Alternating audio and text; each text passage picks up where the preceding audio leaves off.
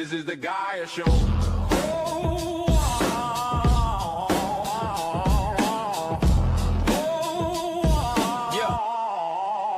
This is the Gaia Show.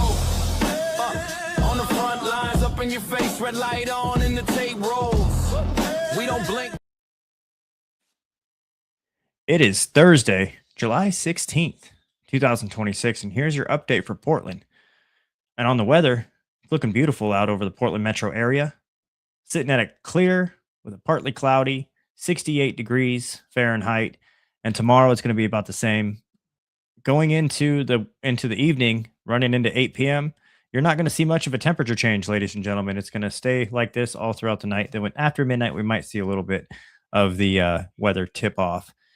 Following a historic storm that delivered over 8,000 strikes across the region, with nearly 1,000 recorded in the metro area alone this morning, Portland is seeing more stable conditions this afternoon. We're currently at 68 degrees, like I said, and mostly sunny. Expect clear skies tonight. And the lowest of the temperature is going to get down to 57 degrees. Right now, you're looking over the beautiful Portland, Oregon, not from on their shirts. up top. The traffic commuters should continue to navigate around significant construction projects.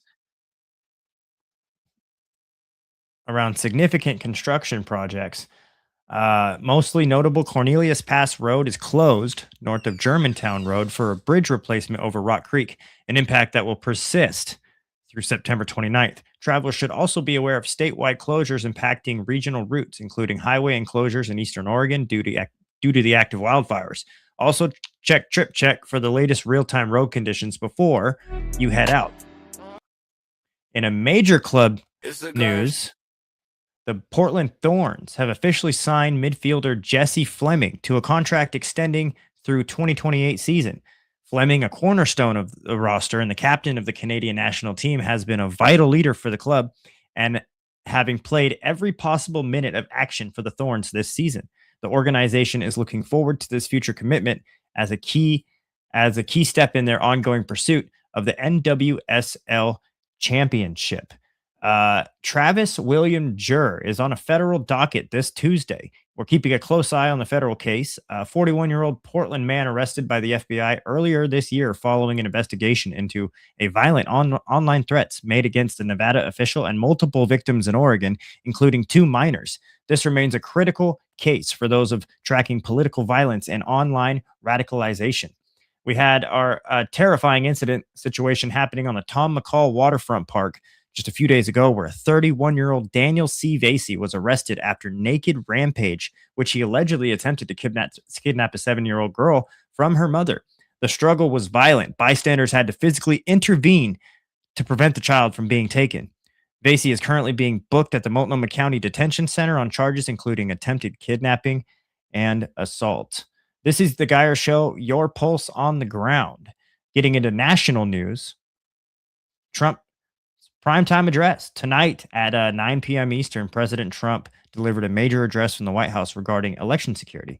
The administration is signaling the release of intelligence documents that they claim prove shocking vulnerabilities in American voting infrastructure, a massive shift as we head towards the midterms. Critics already are calling it a distraction, but the president is framing it as a national security imperative. The wildfire front, Washington State. Now, we are getting reports in here from one of our viewers that there is a building fire up in Lyons County, just outside of Colotis, Washington. We're going to be showing you pictures of the staging area coming from one of our viewers. So stay tuned for that. This is a fire that we're going to keep you updated on. A red flag warning has been issued as a thunderstorm poses a serious threat due to the dry lightning. Keep your emergency plans ready if you're at high risk. There's massive lightning storms causing these fires. And ladies and gentlemen, it is not Antifa setting these fires up in Colotis, Washington. This is God's glory of lightning strikes hitting the ground or coming from the ground. I'm not a scientist. I don't know how that works, but you know what I am? A podcast host. And what you are looking at is a live look over this beautiful city that has been totally corrupted by people that have better interests. That will have better interests in their pocketbook. Ladies and gentlemen, I'm going to show you a story today. Welcome to the Geyer Show. It's the Gaia Show.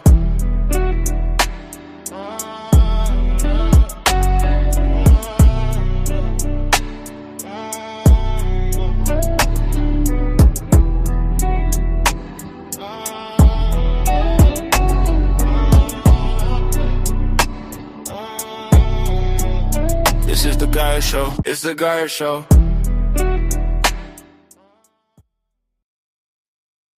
And today, ladies and gentlemen, I went in to a place where there has been money sent from Jeffrey Epstein to a clinical psychiatrist here in Portland, Oregon. I went into that office today, and here's the story. I'm standing outside of the office of a high-profile psychiatrist whose professional history with Jeffrey Epstein raises serious questions. We have obtained documents revealing a clear financial trail, specifically invoices totaling thousands of dollars paid directly to Epstein to this office. We aren't just talking about a coincidence. We're talking about a documented, processed, and scheduled through assistants. The communications explicitly detail the nature of these meetings and the professional courtesy being extended between these two men. These documents show a pattern of behavior and high-dollar transactions that have remained shielded from the public scrutiny until now. What was the true nature of these consultations? And why does a man linked to the darkest circles of power have this kind of direct access to high-level psychiatric care? Is Dr. Paul Conti available today? He's not in person here. He does a lot of things virtually. If you want, he's not like here, but yeah. I'll take a card. Yeah, I've got his phone number. I'll reach out to him. Yeah. Awesome. Thank you so much. Would you have any comment on that? No. No comment at this time? Yeah. His name and the psychiatric office was pulled up in the Epstein files. Yeah.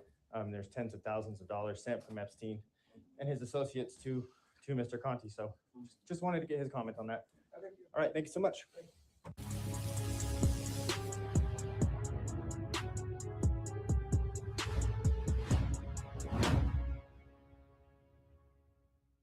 Ladies and gentlemen, this episode of The Geyer Show is streaming live on AmericanAbsolutist.com. That is a platform where there is no filter, no apology, and no compromise. We are also brought to you by Ayla Mac Hair Company. Ladies and gentlemen, if you appreciate a good haircut, whether you're a man or a woman, and keep in mind, there is only two possibilities you can be here. That is man or woman. Go to Ayla Mac Hair Co. and get your hair done by her. She's an amazing woman who is a patriot, who loves her job, is very good at her profession. And she has an amazing studio here in the Pacific Northwest. We are brought to you by Ayla Mac Hair Company.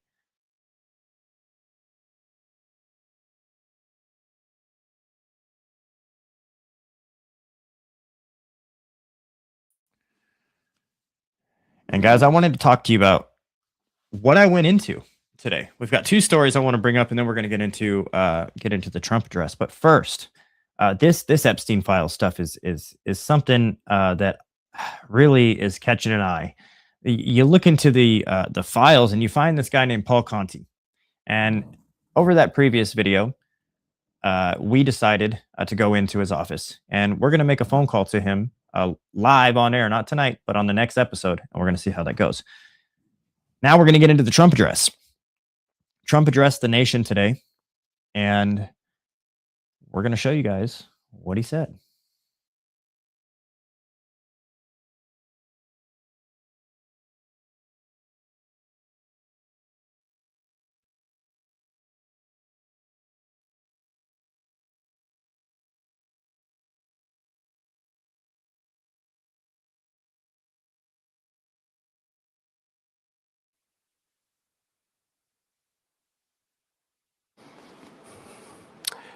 Good evening.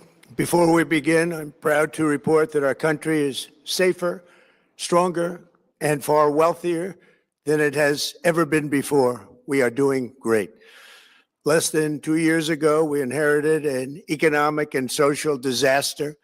After the worst inflation in 48 years, the wide open borders with millions and millions of people pouring in from all over the world, including criminals of all types, and 11,888 murders, many of whom killed more than one person. We had transgender for everybody, men and women's sports, crime ravaging our cities, and the whole world was laughing at us as a nation, but not anymore. 2 years ago, our country was dead. Now we are the hottest country anywhere in the world. America is respected like we have never been respected before. We have more money being invested in the United States than at any time in the history of our country. More Americans are working today than ever before. This week, it was announced that inflation saw the largest monthly decline in more than 6 years. Just happened. It was just given out. The media reported it, and we accept it.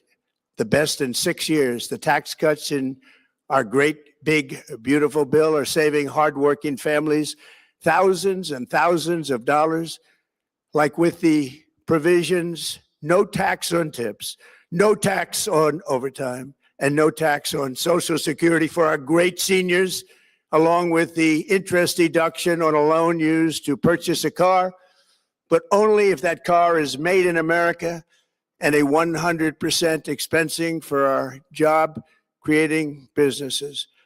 Our stock markets are at their highest point in many years, but we can actually say of all time. And your 401ks, pensions, and retirement accounts are setting records every single day, the highest in history. For years, we paid the highest price for prescription drugs anywhere in the world. Now we pay the lowest price under my most favored nation's policy, because I was able to get the rest of the world and the pharmaceutical companies to act responsibly. Drug prices are coming down by 70, 80, and 90%. TrumpRx.gov, this will ultimately reduce the cost of healthcare. You have to go to TrumpRx.gov and take advantage of it. But the cost of healthcare is coming way down because of what we've done with prescription drugs. And with Trump accounts, every child in America now has access to a tax-free investment account to save for their future. Billions and billions of dollars are being invested, put in by companies and individuals to take care of our children so that at age 18, they will have potentially hundreds of thousands of dollars in their account, and they'll get off to a great start in life. So for that, go to TrumpAccounts.gov and sign up your child or any child who'd like to sign up. Our previously wide open borders have been transformed into the most secure borders in the history of our country, with 0 illegal aliens being admitted to the United States in the past 14 months. That is 0. Nobody thought it was possible. We had the worst border in the history of our country, and now we have the best. Crime is plummeting nationwide, with the murder rate at its lowest level since 1900, or more than 125 years ago. We're making a record investment in our armed forces, and we have the strongest and most powerful military by far anywhere in the world. I built it during my first term, and unfortunately, we're forced to use it now. We won in Venezuela, which is now working with us to produce millions and millions of barrels of oil. We are likewise winning big in Iran, and you will see the fruits of that labor very, very shortly. America is back and doing really well, but we still have a major challenge that must be urgently addressed, because no country can be great without fair and honest elections. You have to trust your country, because if there can be no trust, there can be no greatness. And that's very simple. No trust, no greatness. For many years, I've called for bold, swift, and decisive action to protect the integrity of America's elections. Every American deserves to know that when they cast their vote, that vote will be counted accurately in a system, and that is to make that system secure. One where cheating and interference are not just difficult, but virtually impossible. Unfortunately, the system we have today falls catastrophically short of that standard. Tonight, I'm announcing the immediate declassification and release of critical intelligence revealing shocking vulnerabilities in our election infrastructure. This evidence shows that the election system we have dangerously exposes and really exposes like levels never thought possible to hacking, exploitation, and foreign interference. Just as disturbingly, this vital information has for many years been covered up and hidden from you, the American people, our beautiful, our great American people. But that all changes right now. The documents we will release starting tonight have been gathered by the White House Government Transparency Task Force, a great group of people, along with the staff of the President's Intelligence Advisory Board, supported by our top intelligence agency chiefs, who have all personally reviewed the findings. We are presenting this evening and fully confirmed their authenticity. You can see these documents for yourself at whitehouse.gov. That's whitehouse.gov. Go check it out. Our purpose in disclosing this information is not to weaken confidence in election, but to earn that confidence by confronting vulnerabilities and correcting them very, very quickly. And that's what we're doing. The documents cover 5 major areas of concern. First, they show that over a period of years, starting during the 2020 election cycle, the People's Republic of China carried out what is believed to be the largest compromise of election data in history, resulting in China's illicit acquisition of 220 million U.S. voter files. That information includes names, addresses, phone numbers, political party preferences, and other sensitive data that would be needed to register to vote and engage in other nefarious activities, which is exactly what was happening. This data loss presents an unprecedented election security nightmare. The intelligence even shows that China assigned a data exploitation unit specifically to this new project. Compounding the travesty, the second set of documents we are releasing reveals that members of the deep state, very, very famous group of people, in many cases, in our intelligence agency work to actively suppress and downplay information about the extent of China's sinister election meddling, covering it up from both the president and the American people like nobody thought was possible. U.S. spy agencies began learning about the compromise of voter registration files in 2020 when they discovered that tens of millions of voter data, think of that, tens of millions of voters' data in 18 states have been bought, stolen, or hacked by China. Yet those responsible for sounding the alarm instead kept the information secret and hidden. They did not disclose to me as president or to anyone else, and to the best of our knowledge, they did not inform Congress. In fact, all they kept saying is, this is the most secure election in the history of our country, a standard, very pat line that was divvied out to say. The cover-up of this colossal security breach is even more disturbing in light of the additional information showing that China engaged in other election-related activities to undermine my first administration and our 2020 campaign. They did not want, and they just didn't want it. They fought like hell not to have it, Donald Trump, to win, and for good reason. As the documents we are releasing show, CIA reporting explicitly stated, and I quote, in mid-2018, the Chinese Communist Party's policy was to leverage all domestic and foreign elements that were opposed to the U.S. president in an effort to reduce the U.S. president's votes and make him resign or prevent his re-election. Isn't that nice? Also, in mid-2018, China was working to influence the results of the U.S. midterm elections and later the results of the 2020 presidential election itself.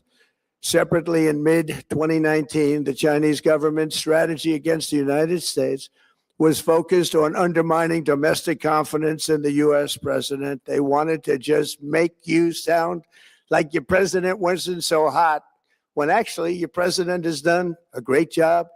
And they did everything possible to do exactly that. Going on, this document says, and this is by the CIA, the strategy included efforts to use Chinese contacts with big U.S. companies to influence U.S. business leaders to turn against the President of the United States of America.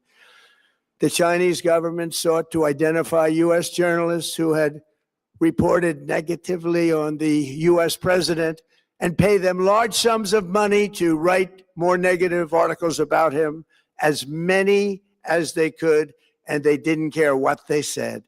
The Chinese government wanted U.S. president to lose the next election, and the reason they wanted me to lose is because they knew I was wise to them, charged them billions and billions of dollars worth of tariffs, and built the strongest military anywhere in the world. We have the strongest military anywhere in the world.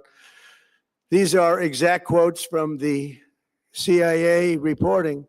The name of the person doing the quote is now under review, but it gets even worse. Raw intelligence obtained by the FBI in 2020, yet buried by rogue bureaucrats, stated that China's activities even included an attempt to manufacture illegal ballots for Joe Biden. Documents show that during this period, dozens of significant CIA and NSA reports about China's election targeting were kept out of the presidential briefing. These were briefings I would get almost every day. Everything was kept out that was of importance. One email among intelligence analysts admitted that they had, quote, deliberately massaged the presidential daily briefing to withhold information regarding Chinese activities related to the election. Another official inside the FBI wrote that she was running, quote, a shadow government, unquote, to keep intelligence about China's election meddling from becoming known and to keep it away from the honorable press. Other officials who witnessed such efforts perceived the motivations to be blatantly political. Recently, we found significant numbers of burn bags in formation, and this is a group of bags that were used to destroy information given by President Barack Hussein Obama to be burned. It was supposed to be burned. These bags were supposed to be at a different level by different people, incinerated and checked, but it never happened. Maybe we got lucky. We believe this was not done on purpose, but rather through gross incompetence of the people that were supposed to burn the bags. But the findings are stunning. Today, I'm asking the Office of the Director of National Intelligence, the Department of Justice, the FBI, and the CIA to investigate how and why such crucial information was hidden, to fire those involved in the cover-up, and to file criminal charges, if appropriate, against these people. Yet concealing China's meddling was only the beginning. The third set of documents we are releasing proves that for many years, Americans were blatantly lied to about the security of our election infrastructure, including electronic voting machines and ballot counting systems. Dishonest, almost all. They're vulnerable and they're easily compromised, and people within our government knew that. Tonight, we're publishing a series of previously classified U.S. intelligence community assessments and other reports proving that our government has long known these machines are extremely exposed to attack. As one assessment states, we judge that the United States adversaries, including at a minimum Russia, China, Iran, North Korea, as well as non-state groups, have the capability to compromise U.S. election infrastructure. That's unquote, but that's some statement, isn't it? Made by supposedly great patriots of our country.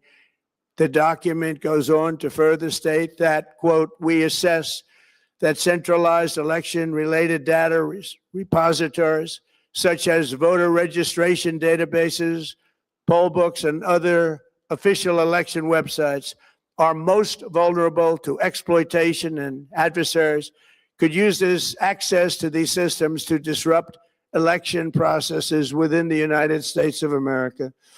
Tonight, we're releasing all of those findings, and spanning from January 2020 to June 2026. This is a cyber threat aimed at the very heart of our democracy. Many people have questioned whether it could actually be possible to electronically manipulate vote totals or change election results on these terrible machines. Today, we are releasing documents that show the CIA obtained reporting of a specific plot to do a big number in favor of the corrupt Maduro regime in Venezuela. And that's exactly what happened, conspiring to digitally rig their own country's elections in 2020, and that's what they did. This reporting included precise details about methods to regime develop to digitally alter vote totals in ways that could not be detected even with an audit, no matter how deep they went. This intelligence underscores why we must take urgent action to ensure that our own system can never, ever be hacked or compromised like it was in the past. The fourth set of documents reveals that even when significant evidence of fraud has been detected, it has been buried and covered up. Among the disclosures tonight are FBI files detailing evidence of alleged fraud by a large-scale voter registration operation in Michigan. In 2020, Michigan State Police raided a Democrat Get Out the Vote organization, corrupt group in Muskegon. And we're so concerned by what they found. They were just so concerned. They couldn't believe it, actually, that they contacted the FBI in Detroit. The documents state that some canvassers admitted to FBI agents that they signed voter registration forms in other people's names, submitted fraudulent registration for people who did not exist, and received gift cards tied to their number of applications that they produced. In other words, it was pay, play, and cheat. The FBI agents working on the case believe that crimes were committed, yet the Biden Department of Justice slow-walked the investigation and killed it.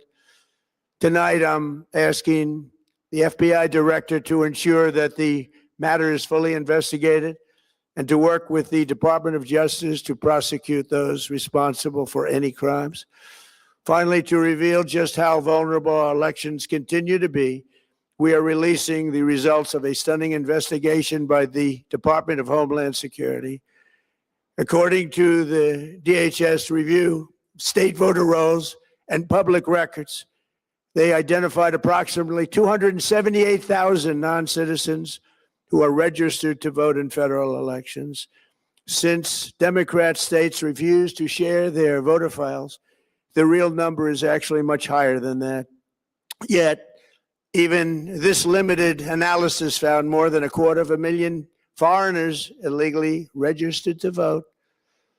Put together, these disclosures reveal an election system so broken and so vulnerable that no one can possibly defend it. It is not defensible.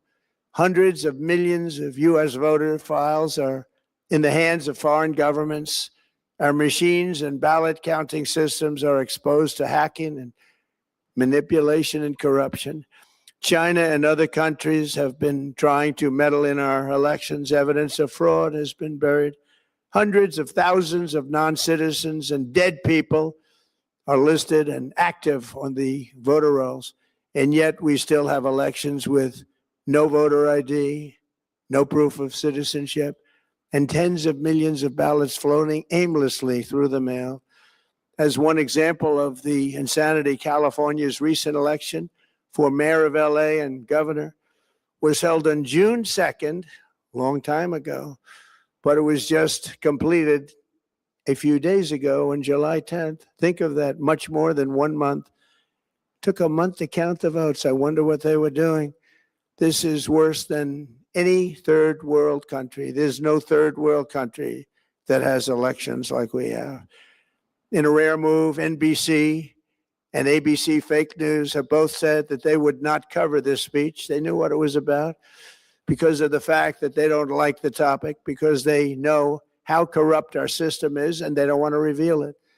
They and others in the media are part of a plot. They want to continue this fraud for whatever reason. They want to keep it going.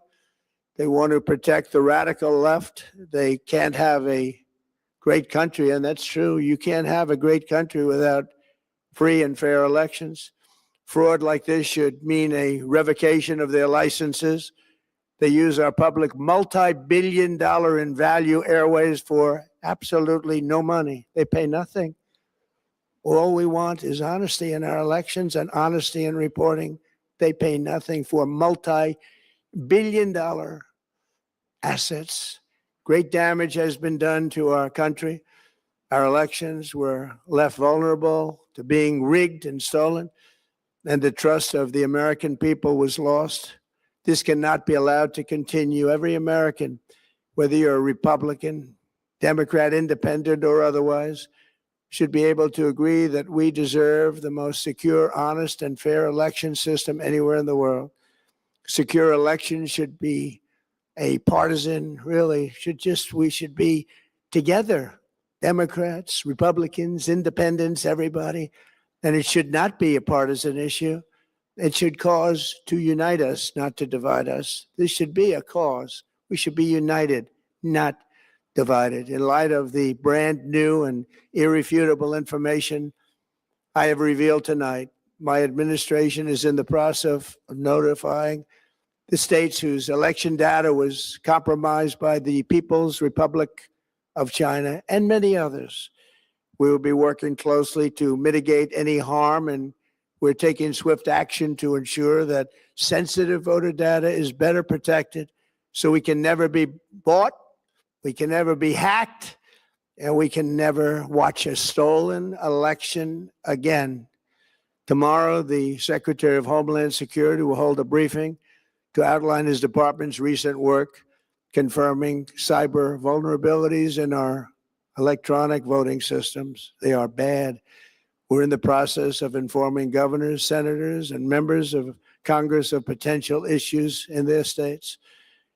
If you look at voting today, it's in such bad shape in so many states, and we are committing to fix it.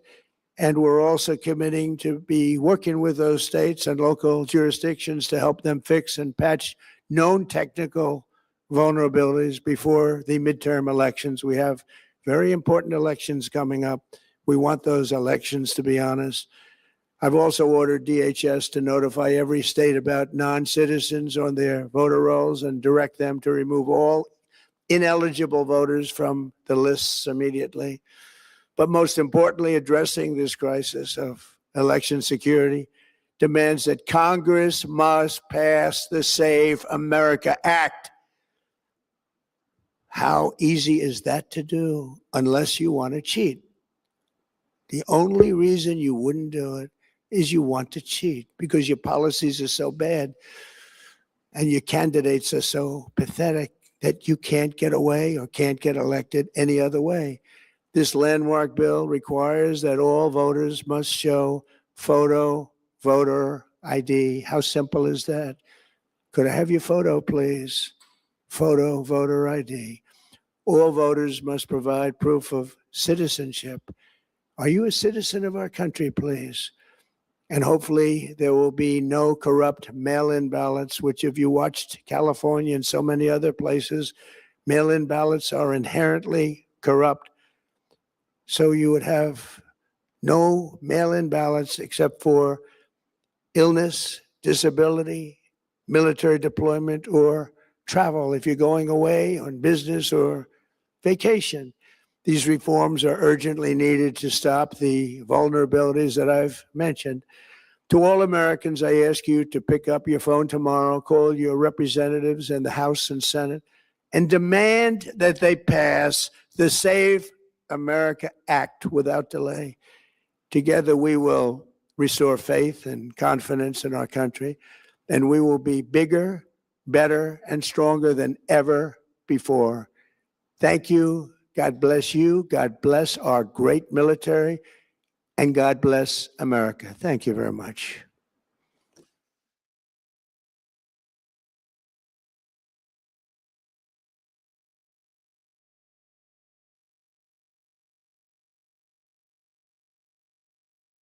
It's the Guy Show.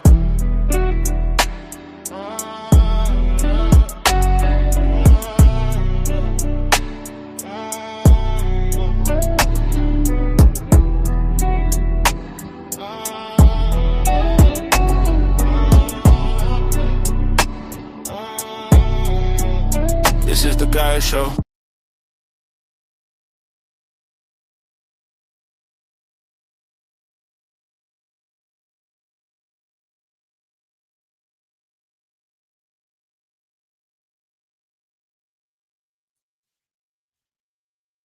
And welcome back to the show, ladies and gentlemen. Hey, we're going to have Matthias Hallett come on the show. Matthias is running for District 3 and City Council. He's going to change some things around, I hope, here in Portland. He's got some great ideas, and we're going to have him on the show. Guys, I wanted to talk about something that one of our viewers is sending in, and I hope I can get it up here. But we've got live video coming in just outside of Colotis, Washington, where there is fires sparked by these thunderstorms, thunder and lightning strikes. So just here in a few moments, we're gonna have those up for you, and we will bring that to you shortly.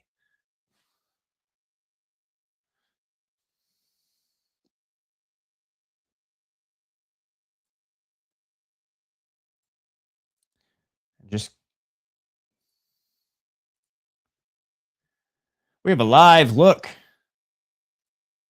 over Portland coming from a building up above. You're looking at the Willamette River. There's a few bridges in the way right there. Traffic moving smoothly. And now you're looking at some tools, which we are not sponsored by. Who we are sponsored by. This is Ayla Mac Hair Company. And of course, you can become a member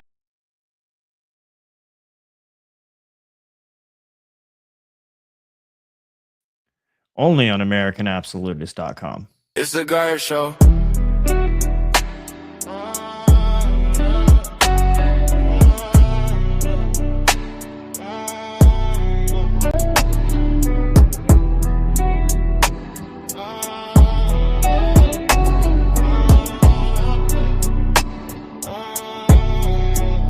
This is the Guy Show.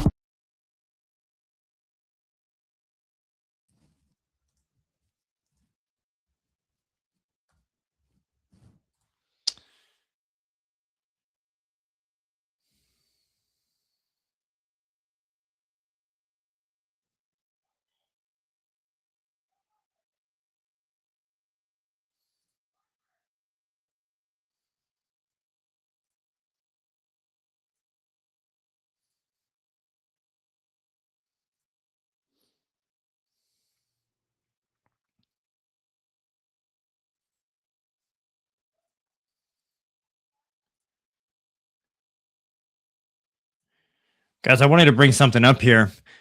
Some people that have been sharing some things with me. This is something going on that is kind of wild. If you look at his ethnicity here, and I believe this will show it. Yeah, right there. What? I mean, these aren't the real documents here, but somebody doctored this. But if you actually go into the real arrest records of these people, a lot of these people being arrested are they're being labeled as white. Just I thought I should pull that up. That's kind of interesting. While we wait for Marcus or Matthias to come onto the show, we're just gonna scroll and see what's going on the social media page. Hey, if you want to become a member, this right here is our platform, and as you can see, we are live on our platform streaming. And the signal is active. This is the AmericanAbsolutist.com, where you can become a creator, you can become a member. and it is a platform that is based off of our First Amendment. And I'm not ever going to deplatform, demonetize, or silence anybody from reporting on to the AmericanAbsolutist.com.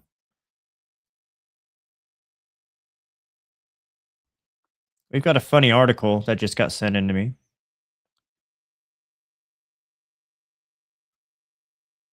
And this right here,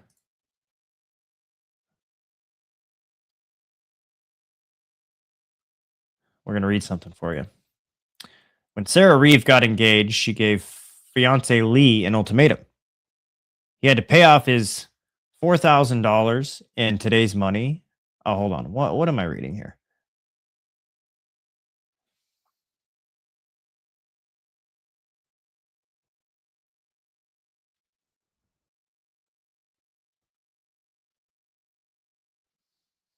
I'm sorry, I'm having technical difficulties. Okay. Here's an article just sent in. When Sarah Reeve got engaged, she gave fiance Lee an ultimatum. He had to pay off his debt before she would marry him. I was paying my mortgage and my bills, whereas he was giving his mom some rent, Sarah says of their situations when they met in their early 20s.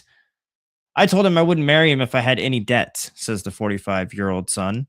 Says the 45-year-old. So they set a wedding date for 2 years ahead, which gave Lee the time to pay off the $2,000 bank loan and $4,000 in today's money he had taken out to buy a car. Once Lee's debt was cleared, the couple paid everything into a joint account, and Sarah took charge of bills, saving, and budgeting. He said, "You can sort it all out and take charge with money because I'm rubbish with it," she says. Sarah's experience reflects a wider trend of more than 4/5 of women being actively involved in managing daily finances like day-to-day spending and household budgeting. According to the St. James Place Women's and Health report, Sarah earns $24,000 working part-time in insurance, and Lee worked in maintenance at the same factory for 27 years, earning about $26,000 before being made redundant 4 years ago. He now works for himself in property maintenance and earns about $30,000. The couple, who have been together for 25 years and have had 2 daughters, aged 19 and 21, have always thought of the money as shared. It's very much our money rather than mine or yours, which is really nice, especially as I took 4 years off when we had 4 children, says Sarah. After getting out of debt, Sarah says she and Lee have never overstretched themselves and have made regular overpayments on their mortgage. We've always been savers. Well, I've been the saver for us, she adds. Every month, Sarah writes down how much money in their account. That's really helps if we had a bad month, and at least you know how and can find the reason.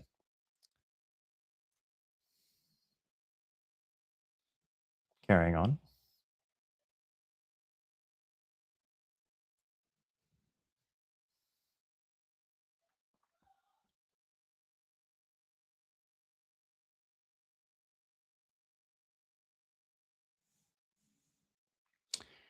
Just an article sent in. I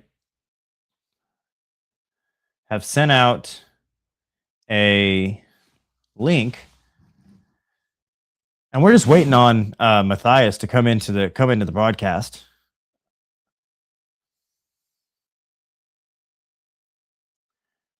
They say Portland is rudderless. They say the city council has become a playground for activists and bureaucrats who have never run a business, never managed a budget, and have never dealt with the reality of what's happening on our streets. Now, the establishment wants you to think the decline of the city is inevitable. They want you to think we're just supposed to sit back and watch it burn while they just pass cost increases disguised as progress.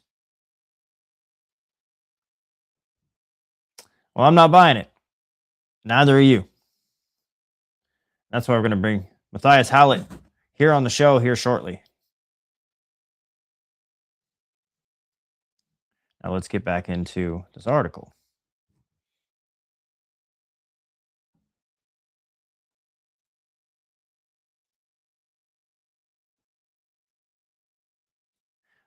I do not see it up on the screen.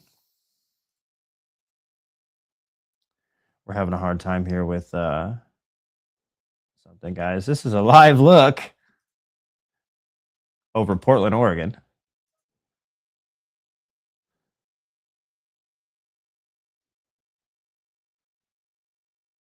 You know what this is right now?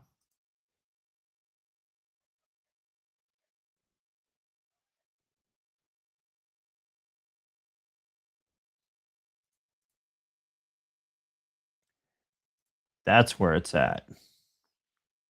Okay.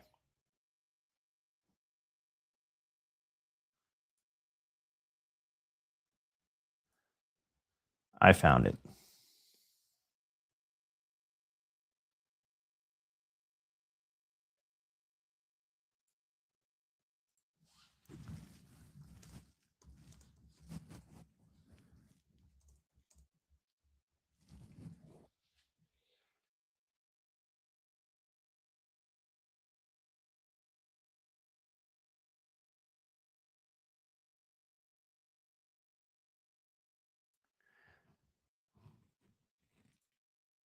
Before we bring Matthias onto the show, we've got some breaking news. The U.S. will focus on counterterrorism efforts on left-wing groups, Rubio says. Coming from Reuters, Washington, July 16th, U.S. Secretary Marco Rubio told officials from more than 60 countries on Thursday that the United States would seek to refocus efforts on counterterrorism on far-left groups, arguing that these left-wing... I'm sorry, guys. In a speech, Rubio said the Islamic militancy threat was severely diminished due to coordinated international efforts, but the rising left-wing violence was a blind spot. We can and we must identify the map, this threat, and rebuild our counterterrorism architecture to defeat it, Rubio said, citing a transnational threat from groups who hate the West and targets its politicians and infrastructure. The conference marks the Trump administration's most significant effort yet to internationalize the counterterrorism focus that critics say is not supported by data. President Trump has made countering left-wing groups a priority. Trump singled out an Antifa movement on the campaign trail in 2024 and vowed to take action against left-wing group he accuses of fomenting violence after killing of conservative activists and Trump ally Charlie Kirk last year. The Trump administration convened a law enforcement workshop in May to discuss the threat of far-left groups and would co-host a second workshop with Germany, Rubio said.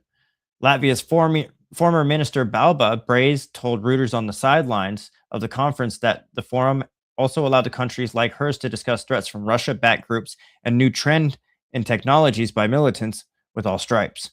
What is new if it's very much a fluid extremist environment where technology enables various actors to radicalize different groups? Sometimes it's leftist ideology, sometimes it's very right-wing ideology, Braid says. Since November, Washington has designated 4 European groups, Antifa Ost, Informal Activists Federation International Revolution Front, Armed Proletarian Justice, and Revolutionary Class Self-Defense as foreign terrorist organizations offering awards of over $10 million on information of their financing. Rubio said there would be more designations soon. Rubio announced a new visa restriction policy that would target members of groups who have supported or incited violence or economic sabotage, but did not say whether any visa bans have been issued under the policy. The U.S. Treasury is expanding probes into the use of charitable and nonprofit structures to hide foreign influence and allow violence, Treasury Secretary Scott Bessent told the conference on Thursday. 11 Democratic lawmakers wrote to Rubio on Wednesday questioning the evidence for the new focused on left-wing groups called White House May Counterterrorism Strategy, which did not mention neo-Nazi or other far-right groups, a political partisan document. The letter obtained by Reuters referred to the concerns that designated groups as far-left terrorist organizations risk targeting lawful protests and political opponents. They say, we strongly, and I quote, urged the department to return to its focus, a serious mission to set as excuse me, ladies and gentlemen, let me pause that right there. They had exclusively said,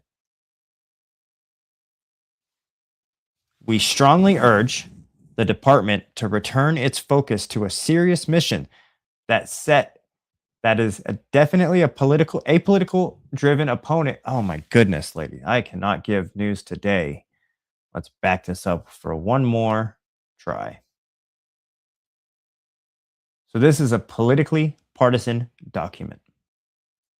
The letter obtained by Reuters referred to concerns that designating groups as far-left terror organizations risk targeting lawful protest and political opponents. They say, we strongly urge the department to return to its focus to a serious mission to set that is definitionally apolitical, data-driven, and rooted in reality, instead of rubber stamping the political priorities of extremists with the administration whose views and policies put U.S. national security and the American people at risk, wrote the lawmakers. The lawmakers included Representative Gregory Meeks, the ranking Democrat on the House Committee on Foreign Affairs, and William Keating, the ranking member of the Subcommittee on Europe. The State Department did not immediately respond to requests for comment on the letter. At the conference, White House Deputy Chief of Staff Stephen Miller said leftists were driven by envy and hatred and derided Antifa demonstrators as all deformed in some way in their appearance, in their dress, in their mannerisms. Why is it not the one normal looking person among them? Every one of them, through their course of their life and their decisions, has scarred their body and their appearance in many different ways to the point in which their outer appearance has become a manifestation of their inner hatred, Miller said. Rubio in his speech cited property damage and looting during the demonstrations after the 2020 police killing of George Floyd as an example of left-wing violence that had been ignored, arguing that think tanks and journalists often agree with the goals of left-wing militants. Rubio also said left-wing groups work with foreign states hostile to the U.S., citing Iranian proxy networks as increasingly illegitimate tied to the groups around the world, though he did not provide evidence of such links. He also accused Cuba's communist leaders of having helped build the far left in the United States without offering evidence to support the claim. And that has been your breaking news from National Headlines. This is The Geiger Show.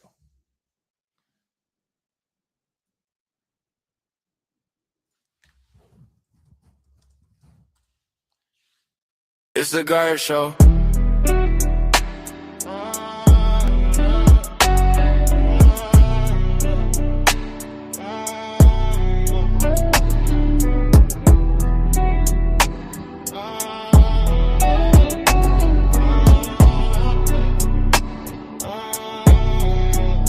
This is The Geiger Show.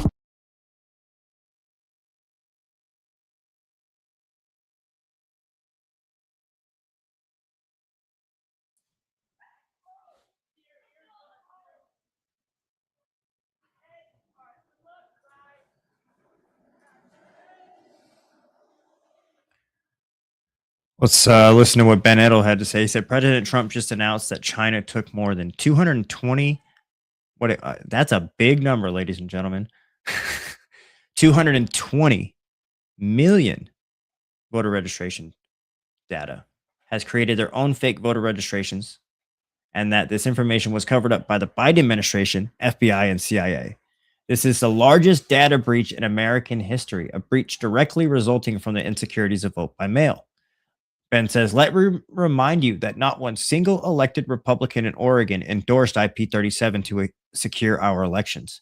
He also says, let me remind you that Tobias Reed, Tina Kotek, refused to turn over voter roll data to the federal government and continue to knowingly lie to all Oregonians about the security of our elections while providing zero evidence to the claim. And we have one of our friends that we had met recently in Portland. I like this guy a lot. I think he's an incredible person. I think he's going to be doing some great things for Portland if you guys would just get him elected. We are talking about Matthias Hallett. Now I'm going to bring him on just here in a couple of seconds. But let's just give him the intro that this man that deserves. They say Portland is rudderless. They say Portland City Council has become a playground for activists and bureaucrats who have never run a business, never managed a budget, and never dealt with the reality of what's happening on our streets. Now, the establishment wants you to think the decline of this city is inevitable. They want you to think we're just supposed to sit back and watch it burn while they pass the cost increase disguised as progress. Well, I'm not buying it, and neither should you. We need adults in this room. We need someone who is not interested in the political theater, but who understands the law, the economy, and the absolute necessity of restoring order back to our district. And right now, I am going to bring on a candidate who says he's had enough of the status quo. He's an attorney, he's an outsider, and he's tired of watching our potential get squandered. He is the real deal, or is he the real deal, or just another voice in the noise? We're about to find out. Matthias Hallett, welcome to the show. Thanks for having me, bud. It's good to see you. Honestly, I will say I'd say I'm the real deal in terms of like, I'm really pissed off with the deal we've got. It's like, you know, this government system is like, I've only known, you know, the new Portland, so to speak. So it's just not a normal adjustment they're asking everybody to make. And then just, to me, they're blaming everybody other than the ones who've been in charge. So you know, I've met a lot of people, you included, that, you know, we kind of see the city the same way. You know, like you said, we see the potential of this place being squandered. And, you know, I'm not a Portland native. My wife is, and her family is, you know, for the better part of 3 decades are from Portland. So it's just kind of breaks my heart to see, you know, how their heart's broken, talking about like, this city used to not be like this. You know, I've talked to police and firefighters. They kind of have the same, you know, desperation in their voice. So like, this should not be the norm. But unfortunately, people in office don't seem to be listening to, you know, everybody else. So No, they don't. No, they don't. You've been very vocal about it, though. About the city council being rudderless. Specifically, which policy or decision currently in place is doing the most damage in District 3? And if you had the seat today, what is going to be the first thing? I mean, we know you're running for council. What's going to be the first thing that you're going to do on day one? Yeah, sorry for cutting you off. I just got excited, but honestly, like, the main issue I really have is the fact that we all know that the city is struggling. You know, police responses are getting longer and longer, and our criminals are getting more and more brazen, to be completely honest. They know they've got enough time to do what they want and get away. You know, it's, both of us have lived here in the city and know that you kind of have to fend for yourself in that time frame between the police being able to get there. Even if they're on their way, you know, we still got 20 to 30 minutes or so, depending on where you are, before they can get there. So I think the first thing I would do is, and the most egregious, you know, policies are the fact that they spent hours on a 6-6, you know, gridlock on a budget for normal things. You know, like, that's the most egregious thing to me. It's like, you shouldn't have a gridlock talking about police, fire, and, you know, shelter services. For like real. That's just like, drive around. Like, do you not like ever leave your house?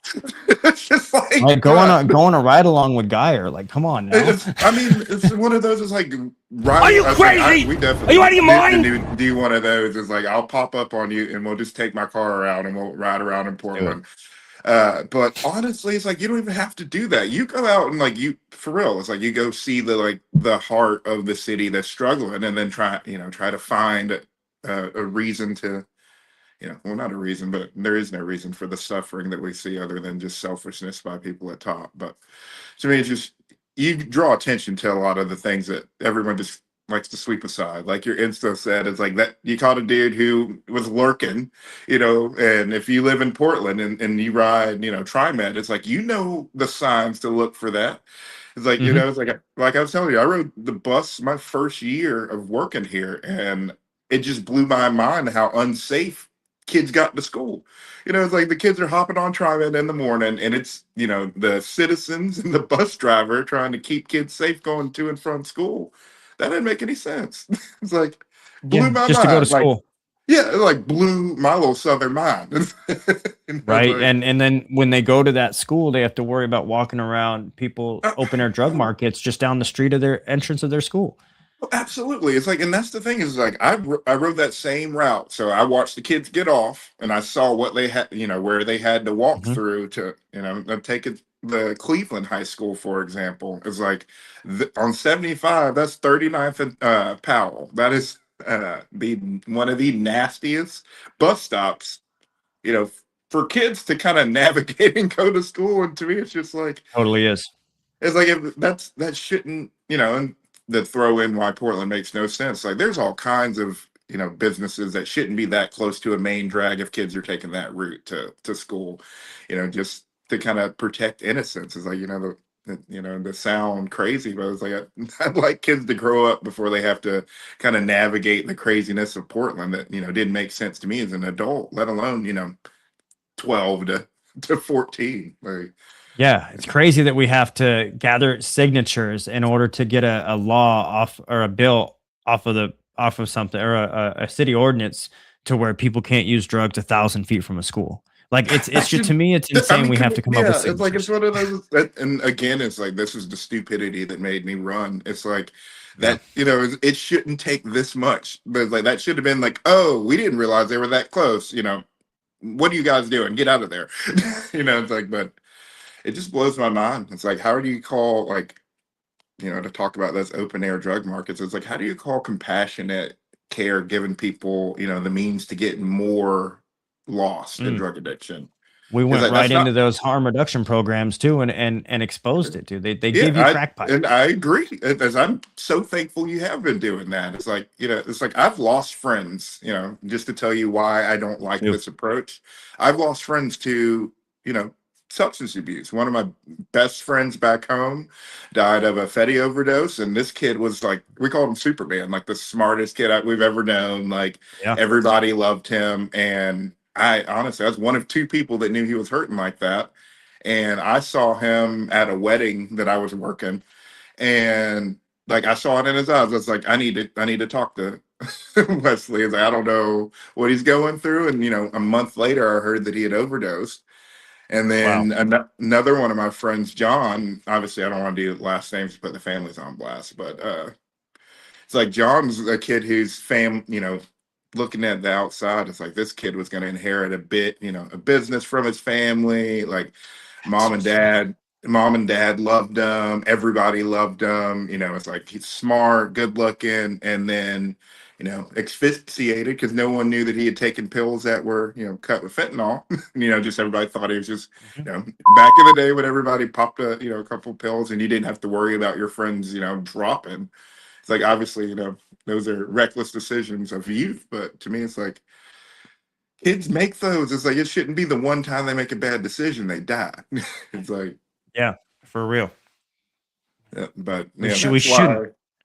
that's why it kind of, really resonates with me. It's like, I just think if they, just to, take myself back in time, if they would have been here in Portland, the current Portland years ago, or if we were, not in Atlanta, but here, it's like, there's no mechanisms if you make a bad decision. It's like, you got 20 minutes. It's like, if you can actually get care some places and, actually pull through, it's like, here, it's a luck of the draw. You're lucky if a neighbor's got Narcan on them. Unfortunately, Portland's like that. So like, we do have people that are ready for anything in our communities. It's But got Narcanum on here. It's it's Narcan in the city, man, because we have to. yeah, I mean, You know. 100%. It's like riding the bus. It's like you gotta like either keep your hands to yourself or have something ready because you never know. Like it's like that's not a normal state of affairs for a city that's got this many resources. You know what I mean? Like Right. We have so many resources, but the problem is our money is being put into different resources and funding, correct? for my understanding, and then obviously you've been drawing way more attention to it. It's like it just didn't look right to me. To be completely honest, it's like I'd look at my paycheck and I'm supposedly making more money than I've ever made, and then there's all these like earmarked little special local taxes, Hmm. and deductions, and then you start looking at these agencies and nonprofits that have got millions of dollars each, hundreds of millions of dollars Yeah. across them. And these are, just to show you how crazy it is to me. It's like most of these nonprofits are doing things that the cities in other states, the city and local municipal governments, like that's their authority. Portland cedes authority to take care of its citizens, taxes us, and then cuts a check to an NGO or a nonprofit to do what the government's real. supposed to be doing for us. It's like that to me. It's like that is such a blatant fraudulent scheme. It's like, you all just to take it to business is like if you have a contractor, a third party contractor, and they mess up you delivering your services to your company or your customers, it's like obviously you're going to point fingers and say it wasn't you. But if you're a government, you can't do that. We voted you in to do your job. You can't then decide someone else is going to do it for you and then blame them for the results. But that's what we're dealing with. It's hypocrisy. Yeah, to me it's at the biggest level. 100%. Well, you bring different things to the table, but you've got like this different two things that I know that you bring different to the table is number one is when I met you, that's the number one thing that you bring to the table is your faith, and then number two, it's awesome. Number two is you're an estate lawyer. You deal with contracts, probate, business transactions. A lot of people are tired of our social worker justice, our social keyboard justices inside of our city councils, inside of our public offices, and that style of governance. It's just like a social justice warrior style of governance, with people not knowing where to put money, not know what areas to fund within our city, and the vote is just going to what. So how does a background in corporate law and business settlements translate to fixing the homelessness and public safety crisis and all of the problems we have here in Portland? I would say from my estate planning background, what would help is having policies that make our, I hate to say wealthy because these people aren't like really that rich compared to other states, but Portland and Oregon in particular, the laws have kind of made a lot of our, upper middle class to higher, and earners just dip, to be completely honest. It's like, it's like I had a client meeting today with these people worth about $8 million, moved from out of state. And we had a real talk on like, you guys sure you want to stay in Oregon before your kids get your stuff there? It's about an $800,000 tax, all said and done, because they own real estate in other places. Wow. And it's just one of those, it's like, what kind of policy pushes, a state tax that much lower than the federal level? Because it's 26 million. That's a $26 million problem, to be completely honest, at the federal level. So it's a lot of people will in Oregon, depending on if you can't own a home, your houses here really quickly take you from 500,000 to 800,000 for, something that some people bought for $50,000 to $60,000. Wow. It's like, so we've got all of these people that have a ton of money that have moved to this city from other places, and then they're seeing, our city services struggle, and they're being told that they're going to carry the burden of all of these policies. So to me, it just shows it's like if you govern like a social justice warrior from your feelings, we don't really have real we don't really have real results. To me, it's like you can always feel terribly about what people are going through, but you can't make decisions out of emotion when it affects everyone in the city. It's like there are baseline parameters that a city needs before we're attractive, essentially, to grow. So we've got people that can entrepreneurs who want to move here and create businesses, and then we've got jobs, and they've got that tax base.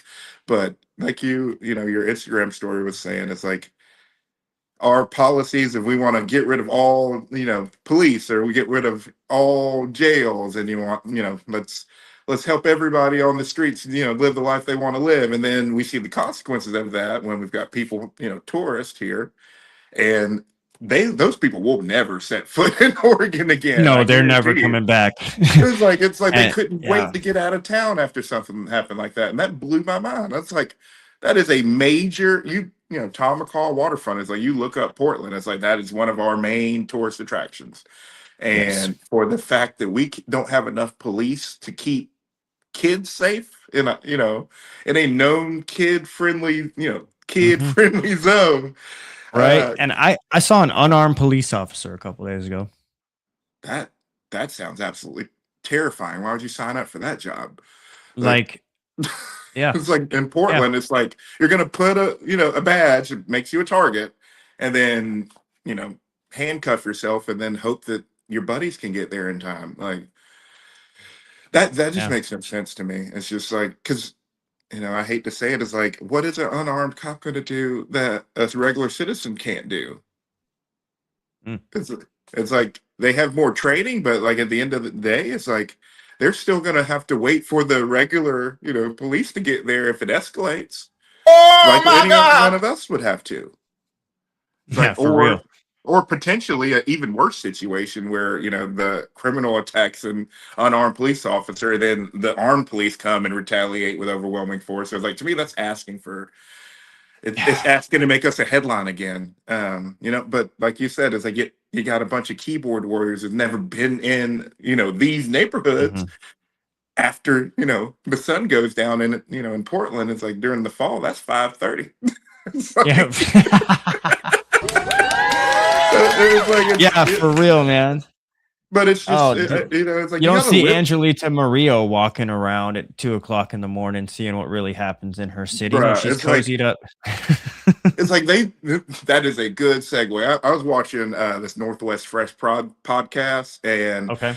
they were talking about how when the cities literally they're still trying to figure out how we're going to pay for these services while we're just stacking up headlines, mind you. But anyway, while she's defunding police for everybody else, cutting fire departments, like we need fire trucks, and they're like, tough shit. But they got a private security detail, and the ones that are making sure we don't Mhm. have police called Mhm. have got 30 plus calls to a private security firm. It's like, oh, so the policies that you made have made you feel unsafe in Portland. Right.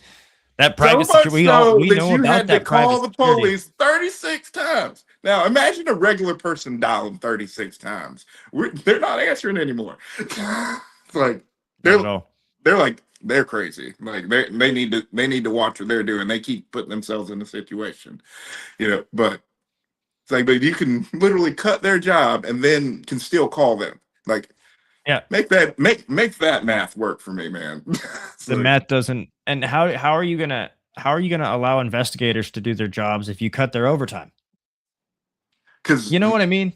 like to me, like I said, man, it doesn't make any sense to me. Like that's one of the reasons why Oh, when we met, I was just like, thank goodness there are people here that like are just as pissed off as I common am. sense.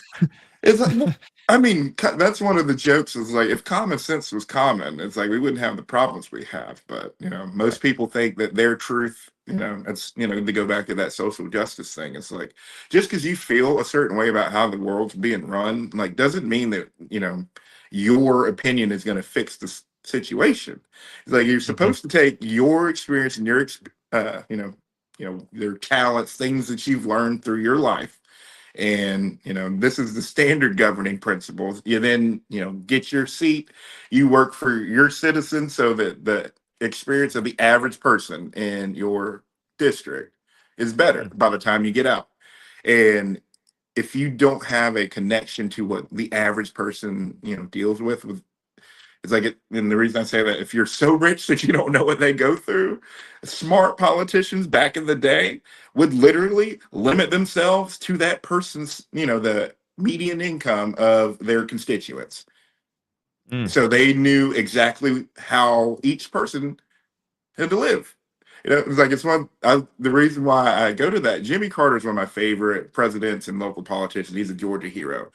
And like he's like when he was just starting, he's like, how am I supposed to live on this federal salary that's 10 times what everybody back home is living on. It's like, it's like that's taking money I don't need. It's like, if you're, and I will say this, is that there is no way in hell the city council salary is anywhere near the average, Portlander's salary or the average city worker salary. If we really want to go to government, Are we taking a look money. at the people like in actually working, or the city as a whole? Because if you take the average Portland salary, it's No, big I fat mean, zero. that's what I'm saying. It's like, well, I mean, again, it's like they like to draw the parameters of, what our, benchmarks are. And they're like, oh, we're Yeah. doing great. It's just like, again, to go back to have you walked around this city, man? Like, it's like, They blame it on everybody else.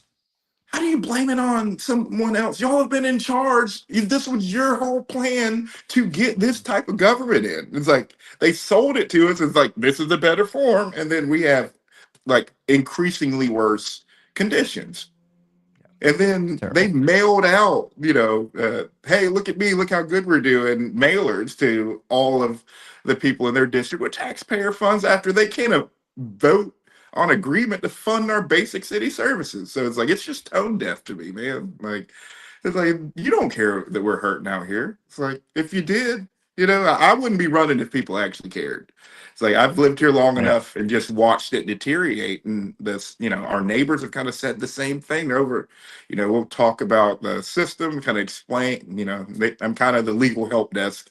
They're like, hey, what does this mean? I was like, give me a second. Let me, read up on it and I'll get back to you. But it's like my neighbors and friends have just gotten to the point where it's like, why don't you just run?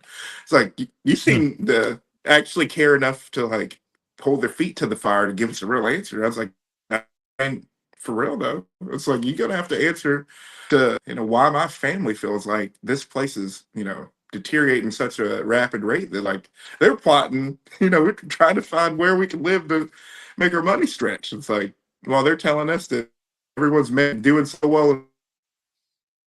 It's like, usually when you got a bad economy, you try to figure out a way to make it easier on your citizens, not, put your foot further on their neck. Right. Make us suffer even worse. Like, damn. Like, Yeah. That's well. So, what do you have to do? So a lot of people are kind of unaware of how the government works within our city council. So, in order to become a member of city council and run, like, what's the process? What's from here on out? Where do you have to go from now? So right now we are trying to get 250 people to Portlanders essentially to donate between $5 and $25 so it can be considered a real candidate essentially. So they have this public funds matching system where every donation that we get from a verified Portland resident, the city matches 10-1 the funds, and then they certify you as a legitimate candidate, so to speak, and then you're able to kind of get your seat at the table. The problem we had is they took so long essentially to let us in the program that all of the incumbents have, $100,000 plus public funds matching already in their war chest. And there's only $1 million or so earmarked for the whole campaign. So it's kind of rigged, man. It's like they're setting up to where it's like, yes, they're saying they're removing, big money from elections, but they're setting it up to where it's all the nonprofits donating to those candidates. You get funds matching.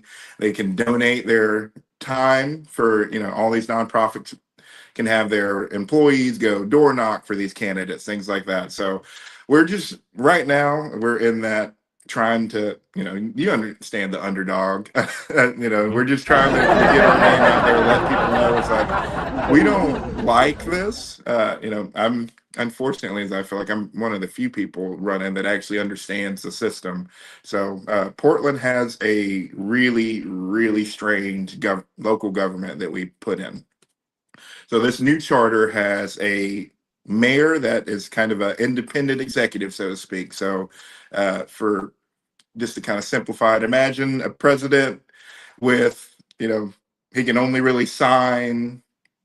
He doesn't have any signing authority for the bill, so it's kind of flipped. It's like the mayor pushes what he thinks the city needs money wise to manage all of the agencies. We're consolidated as much as we can in this kind of bifurcated, county system we have, to where all of each little agency of the city government before this was a separate business, so to speak.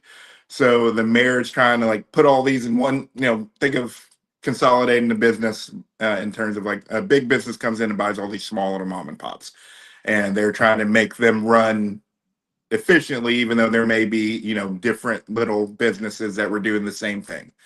Had different departments, different budgets, but essentially we're doing the same thing. So that's some of the kind of pain of shrinking and switching to this style of government, because, each piece was so independent for so long that that's how they pitched it to everybody. They're like, oh, it's going to be better. We've got everything consolidated. There's going to be less, but ironically, less instances of fraud, less.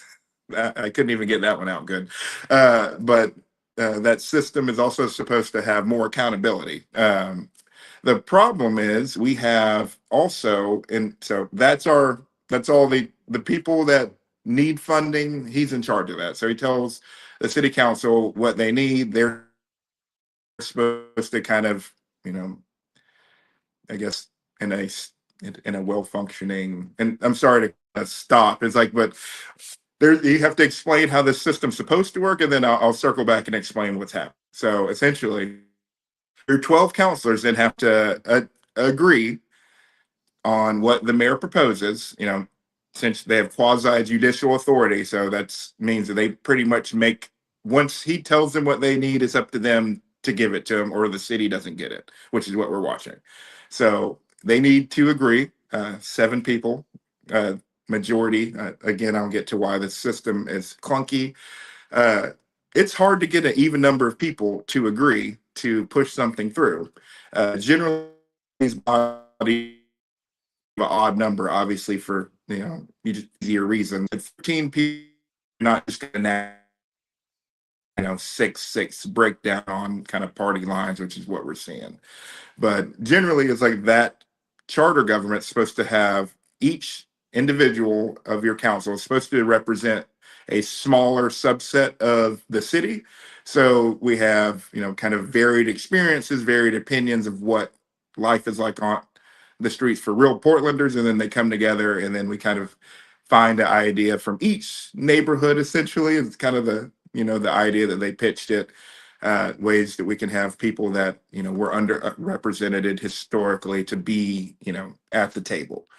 But right now, to go to your point of the performative politics, is like we've got every, identity group covered, and then they're proceeding to then, make decisions that, just virtue signal, to use a better word. It's like, obviously everyone wants homelessness to go down, but dumping 30 million in a nonprofit and then saying, hey, we're decreasing homelessness, that doesn't decrease homelessness. It's like I drive around, it's like they just move. Like, just because the block you're on now they're not there doesn't mean they're not still on the streets. It's like, but I feel like that's the response that Portland's got. So it's what I would do using that city government, or the city government structure we have, is like, I'll just be the no until we can build consensus on, it's like, no, we're not going to vote on banning foie gras when we still need police. No, we're not going to fund a data privacy office when we still need police. No, we're not voting on any of this nonsense until I can walk around and people don't have the same complaints over and over and over. It's like, I've only been familiar with Portland since 2022. So it's like, one of the many COVID jobs I had to take to, pay the bills is working as a political consultant. So it's like, I literally came out here and, joined a campaign, and they just wanted me to essentially evaluate whether the door knocking data was, real or not, and whether they're just pressing buttons or whether, this is a real experience. And it was literally, they're just like, go see how people really feel about the defund the police movement, all of the, like you said, the social justice pushes we've been dealing with.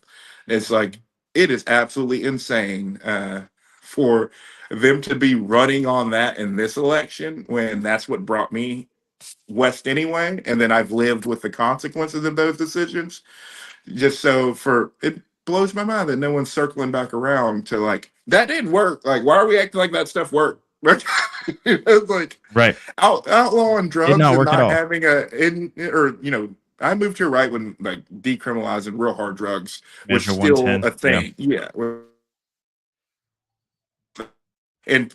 And people were just like still. I still would hear people debate the merits of the Portuguese model, and it's like we didn't even take the Portuguese model and apply it. So how are we trying to act like we were doing a good thing? It's like they literally increased all their access to medical care while decriminalizing. So it's like you just can't decriminalize things, get rid of police, and then not meet the gap with actual healthcare and social workers to like get these Mhm. people, transitioned on a pathway to like get clean. It's like, And then but recriminalize it and do nothing about it when you recriminalize it, and not have enough police to be called and enough. mhm. I mean, Angelina, if I'm not mistaken, it was Angelita that decided she wanted to cut the fire department, right? And have them not get called to all these low visibility fires or something like that. Honestly, it's the three people to me that in the district that have been making absolutely no sense. Or, like you said, Angelita, Tiffany Kayama Lane, and then Steve Novick votes with them whenever he gets bullied enough, essentially. So, Right. So are you not going to get bullied if you get into this council? You're going to be pressured. the Obviously, last time I got a good bullying was probably 8th grade. good, and it's been a while. Hey, For my, and it- I've seen it's you, for my bro. grandfather, and he's gone, so I don't think I can get it I've again. seen you in person. I met you in person down in Portland. Ain't nobody want to bully you, bro. I mean, You're such honestly, a sweetheart, it's man, and you're so smart, and you've got great comebacks, and you do great things. And why would you bully somebody who's trying to do good for the community? I can tell you, because there's a political establishment, Matthias, that's going to beat you down. No matter how far you're trying to go, they would try and push you to the limits. And I think you got what it takes, man. I really do. I think you got I what it will takes to tell stand you. up against these people. I know I do because of how I'm anchored. Yeah. It's like I am anchored to the one true King of Kings. My faith in Jesus Christ is what kind of motivates me to stand up and do what I believe is right. And honestly, if I know I'm doing what's right and people are like, coming for me, it's like I'm one of those who's like I kind of get a little excited. I'm just like, all right. It's like I know I'm on the right track. It's like I'm stepping on, I like to always say is like we stepping on stakes when we're doing stuff like that. It's like that's why you got to keep your grass cut very low. You only associate with people that kind of have the same like-minded. Well, they use my wife's term, the like metal. So iron sharpens iron, yet another man sharpens another. So as long as you truly know what matters in life, and for me, it's like it starts with my faith. It's like, and by trying to love the way that I've been loved by Jesus, it kind of makes me want to do right by everybody else. Just because I know how good that I've been treated. Is like I don't deserve what he's given me in my life. So I feel like it's kind of my responsibility to use all of those. We all have a past. All of those. You're looking over your shoulder. I don't know how I dodged that one. It's like it's for this type of thing. You know what I mean? It's like it's like you guys can come and try to step to me and see if you want to. But it's one of those, it's like, I know what I'm doing is right. It's like, I'm not out here just saying nonsense. You know what I mean? It's like, I agree. You're speaking the truth. And that's what we're all here about, especially on this show. That's what we want out of people, man. And I'm glad I've got somebody, I've got a producer that's been stepping in and helping us with the show a little bit. His name is Spin City News. This guy reports on everything across. He's got a couple questions for you if you don't mind. okay. But he sees Portland through a lens. We see Portland face to face. So we try and come on here. I try and come on here and describe to the rest of the country what Portland is really like. So we've got Spin City News. Welcome to the stage. Hello there, Matthias. I am the producer, plus I am a member of the media and stuff like that, like Mr. Geyer. I just have a few questions that I want to ask you. If you have just a few moments, I'd love to chat with you. I'm muted, I think. Sure. So, what do you think, being in Portland? Now, let me explain myself. I found Portland through all of the ice capades, as I will call them, and all of the bullshit that was going on. Yep. I think we got some communications here. Matthias, can you hear me? Can I get a thumbs up, Matthias? Can you hear me? I don't think he can hear us right now. He may have to go in and go out and come back in. I can hear him, but I don't think Matthias. Can you hear me, brother? He's sitting there like a sitting duck. Go out and come back in. I'll bring him out. No, you're gonna have to. That won't work. Can you hear me, Matthias?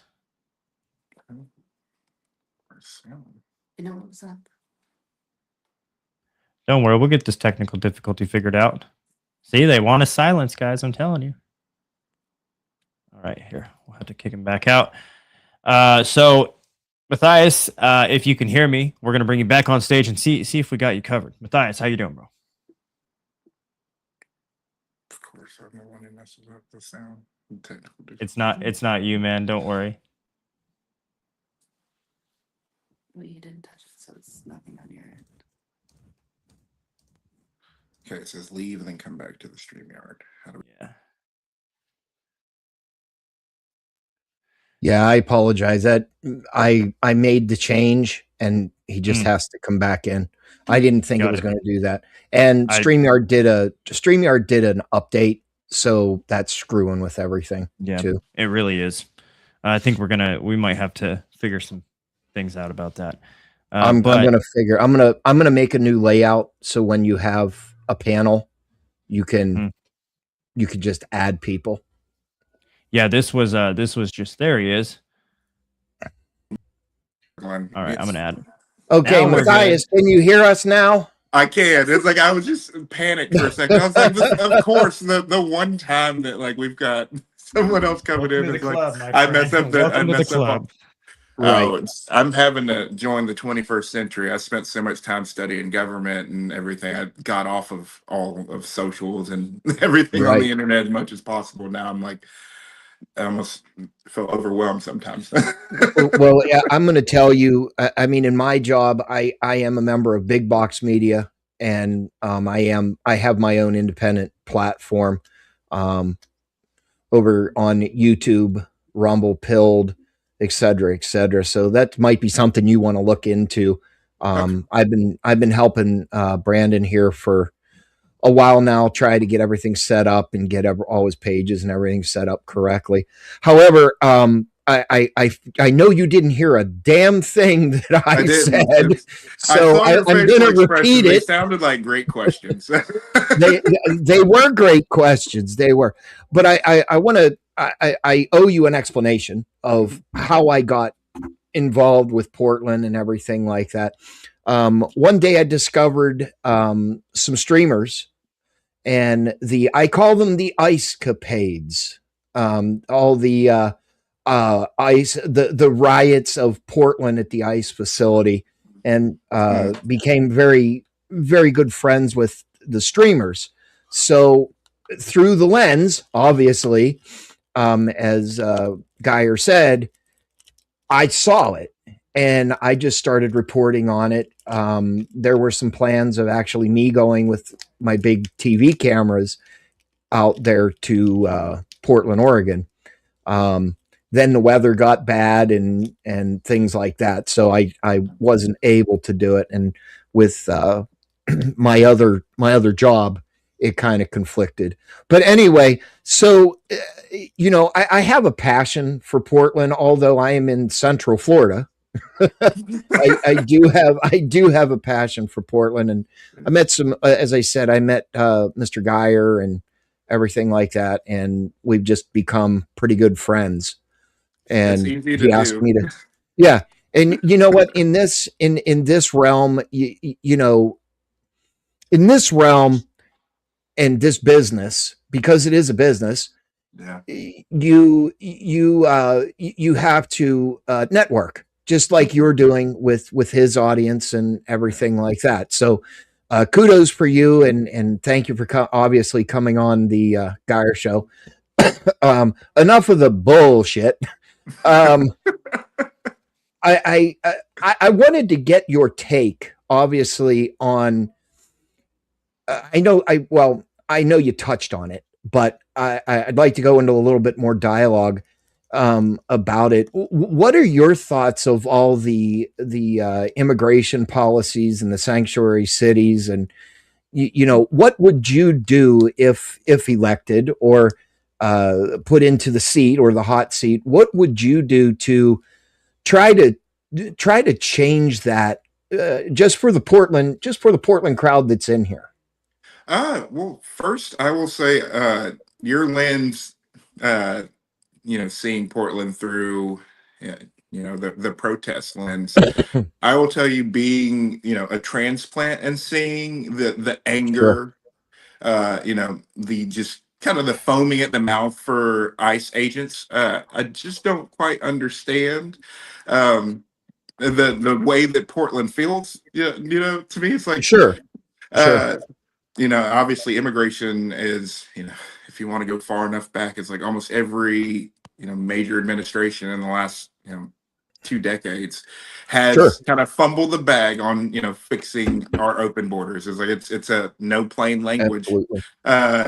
If our borders are wide open, we don't know who's here. So, and if you have a, environment like Portland, where if someone is here and it doesn't matter how they got here, they're magically a great person just because they, came to America. It's like, I just can't blanketly give that to everybody. It's like, I'm terrified of, having open borders, because I know what happens, when America goes to other countries that don't have the same border security, and, to my political science background, is like, it looks like we are, under attack. It's like, it looks like a false flag operation. If you go back enough, far enough back in South America, it looks like the same playbooks, it does. So to me, it's just, that I feel like we are hook, line, and sinker fighting each other, like the script calls for. And you're hitting the nail right on the head, Matthias. You really are. Well, now, I wanted to say something. I wanted to say something and just give a little more kudos to you, because we are this country in the past regime, et cetera, opened the borders. They completely, just said, "Oh, come on into the country, and we're going to take care of you, and we're going to give you everything and every right that an American citizen had." I mean, I'm sure you would agree with that. Oh yeah. And if we had got the cackling Kamala in there, it would have continued, right? So that is a big problem for a lot of the people. And I'm not even saying on the right or the left or the middle or the libertarians or the real radical, people. I mean, I am a conservative. I am a conservative myself. I believe that we should have strong borders. We should not let criminals and just mentally ill people from other countries just come into our country and take a seat in government housing.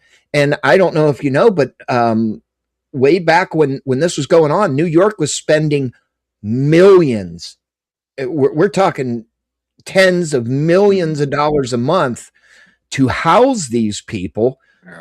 Please forgive me, I'm ignorant on what Portland was doing, but I know they were doing a hell of a lot. I can only imagine. As well. I mean, it was a lot. Yeah. But my point in saying is, it's very good to hear a like-minded person saying that the United States needs, secure borders. I challenge people when I do a protest or something like that, right? And I say, go to a different country, okay? And forgive my semantic here. Go to Canada and say, oh, I'm just here. Oh, by the way, I snuck across that imaginary line into Canada. What do you think is going to happen? That's a good point. Say, well, they're gonna treat you like a citizen. I said, you're so full of shit. I've actually driven to Canada and seen that, how strong their borders are. So I went to law school in Vermont. And, I had a friend group. They're like, oh, we're going to go to Montreal and we'll all drive up. And one of the kids legitimately got kept out, got stopped at the border. And they asked us, do you guys want to continue on or do you want to turn around and go with your friend? And we're all just like, what do you mean? And they ran his, we all gave him our licenses and he had a DUI. And Canada was like, nope, you can't come in. It's like, it's literally, think about that. A DUI, you can't get into Canada. How many Americans is that going to stop? Well, let me tell you, I used to live, well, no, you are absolutely right. I mean, like, you live in Florida. Like, I know that you can think of at least a few people that wouldn't. let's put it this way.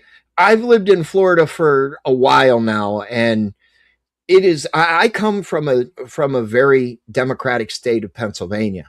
Okay. And just the elected officials it was just getting worse and worse and worse. Now, here's the long string of caveats that I'm going to give you. Our governor, Ron DeSantis, will not be in office in another year, I believe it is. Geyer, can you look that up? I just want to be very, very, key. He's up for his terms are done. So we are in like that, fear, I guess, that we might become, or it might become a little different. Now, January 5th spin of next year. Yep. Yeah, that's what I was going to say. It's his last term. Up. Yeah, it's his last term. He can't run again. And actually, President Trump, and I know that is a curse word for a lot of people. I mean, but to me, it's old fashioned. It's like he won. It's like, maybe I'm just kind of a crazy American and growing up in an army town, but like he's still our president, whether you liked him or not. It's like he's still a president. You're absolutely right. He deserves respect because the office deserves respect, and because of you are absolutely right. It's like that's kind of the thing that I joke about in Portland. Everyone's like, "Orange man bad." It's like, well, he's not the one in charge here. It's like the problems that I have with Portland. That man didn't sign that bill. Y'all did. Well, I'm gonna give you a little story. I covered a protest here in Tampa, Florida, and there was a guy out there holding a sign, and he actually asked me a question, and normally people don't ask. And he said, why are you here? I'm documenting. And I said, you know what? I have a question for you. And I'm sure you have seen all the protests, and at that point, Minnesota and Portland was, hard and heavy, and then obviously Newark, New Jersey, and et cetera, et cetera. Yeah. I won't go into the long list because there's LA. Yeah. I thank you, Gar. I ask him, are you really willing legitimately to get hurt for politics? And factually, are you willing to unalive for your politics? And the guy said no. And I said, I just asked him the question, then why are you here? Yeah. The probability or the possibility of that happening is very gravely high. And he asked me, well, why are you here? I said, I've got a lot of insurance. That's what I told him. That's what I told him. And that's a true and factual statement. Oh, I know. But I know, but that's why it made me laugh so hard. It's like, because just you can't hit these people with logic anymore. It's like there is no logic, Matthias. There is no logic behind it, right? Yeah. So we talked for a little bit. He put his sign right in front of me. He put his sign and it said an expletive about Donald Trump and ICE and everything like that, just like the whole rhetoric, right? Yeah. And he said, I'm going home. I never, and you know what? This guy actually had a brain. Yeah. I was asking him some just random question, what's fascism? And he actually told me. He didn't pick up his motherfucking phone, excuse my French, and have to look up the definition. So it wasn't that I was trying to stop him from obviously the First Amendment covers what Geyer and I do. But was he really thinking about the possibility of getting hurt? And the guy said, I have a family at home. I'm just out here supporting what I feel, and everything like that. But at the end of the day, and the moral of the story is, he put his sign in the garbage, and he left. And it, as I said, I the First Amendment is my best friend. And in Florida, the Second Amendment is my best friend. Trust me. And we'll get into that. I don't want to take up all your time, but I did have some questions for you. No. It's like, I appreciate, just to put it plainly, having dialogues with real Americans again. Absolutely. It's one of those, like, I jokingly told my wife, it's like, I joined this thinking that it was nonpartisan, and immediately realized this is a fight against the DSA. The Democrats are too scared to fight against the DSA. They're all, want to play nice. But they're not against fighting people that actually have a brain, Matthias. I know. That's the crazy part. Like, we got 3 DSA members in our city council, man. Like, how? Oh, we've got more than that. Possible. We've got 6. That's why we can't get anything. Excuse me. No, we have 3 in my district. We've got what I'm 6. talking about. We've got 6 in city council. That's why everything. Can you name them all? Literally, look at the amendments that anything that stops police, fire, or common sense responses to homelessness, it stops at a 6-6 break. Literally, if you look at the 6 voting for anything that they call it the peacock block, they're looking for another one to force anything through. So it's like, once they get that 7th vote, it doesn't matter what stupid idea comes through the city council office. It is rubber stamped, and we are getting told how great they did on our taxpayer dime. Yeah, but at the end of the day, it's I just covered the America 250 in DC. Okay, we just actually came back. Yeah. It was awesome. And I was up there with 4 cameras and doing my job and doing my self-proclaimed job, right? And I'm going to correlate this to the 6-6 peacock block. Okay, you had the 6-6 block walking through the Great Fair, the American Great Fair, with the F Trump. He's a PDF file, yada yada yada, and they actually stopped, and they've seen me before, and asked me, you realize he's going to jail whenever he's done. I said, well, you know what? If he goes to jail, he goes to jail. I am a conservative news platform host. I am affiliated with America Rising Media, and I have a show on there every Saturday over on pill.net. I also stream it to my to my platform, stuff like that. Anyway, sorry for the plug, but Yeah, nope. it goes Like you along. said, It it's a goes along business. with it, right? So and it was just like, and I asked them, yeah, back up. You're right. So let me back up a second. The bottom line at the end of the day, I'm taking those sound effects away from you, sir. We have fun here on the Geyer Show. I Yes, we Welcome probably to do. the need show, him. It's like, Matthias. I have my wife you're in being it. like, circle back around, Matthias. Sure, yeah. Mrs. Geyer Let does me. that same thing too. When I'm going off in these X spaces and I'm just rambling, she goes, "Come on." Let me circle back for just a second. The group that was in front of me, I asked them, why are you here? Well, why can't we be here? Well, you can be here. And they said, well, Donald Trump spent a lot of money doing this. And I said, first of all, this is the 250th year that we became a constitutional republic. We are not a fucking democracy. This is what democracy looks like. Oh, democracy. Okay. Well, go to Canada, go to Mexico, and ask them about their dictatorship or their democracy. You will get back on the plane or get back in your car, and you will come back into the United States, get out of your car, and kiss the ground that you are about to drive or walk on. Yeah.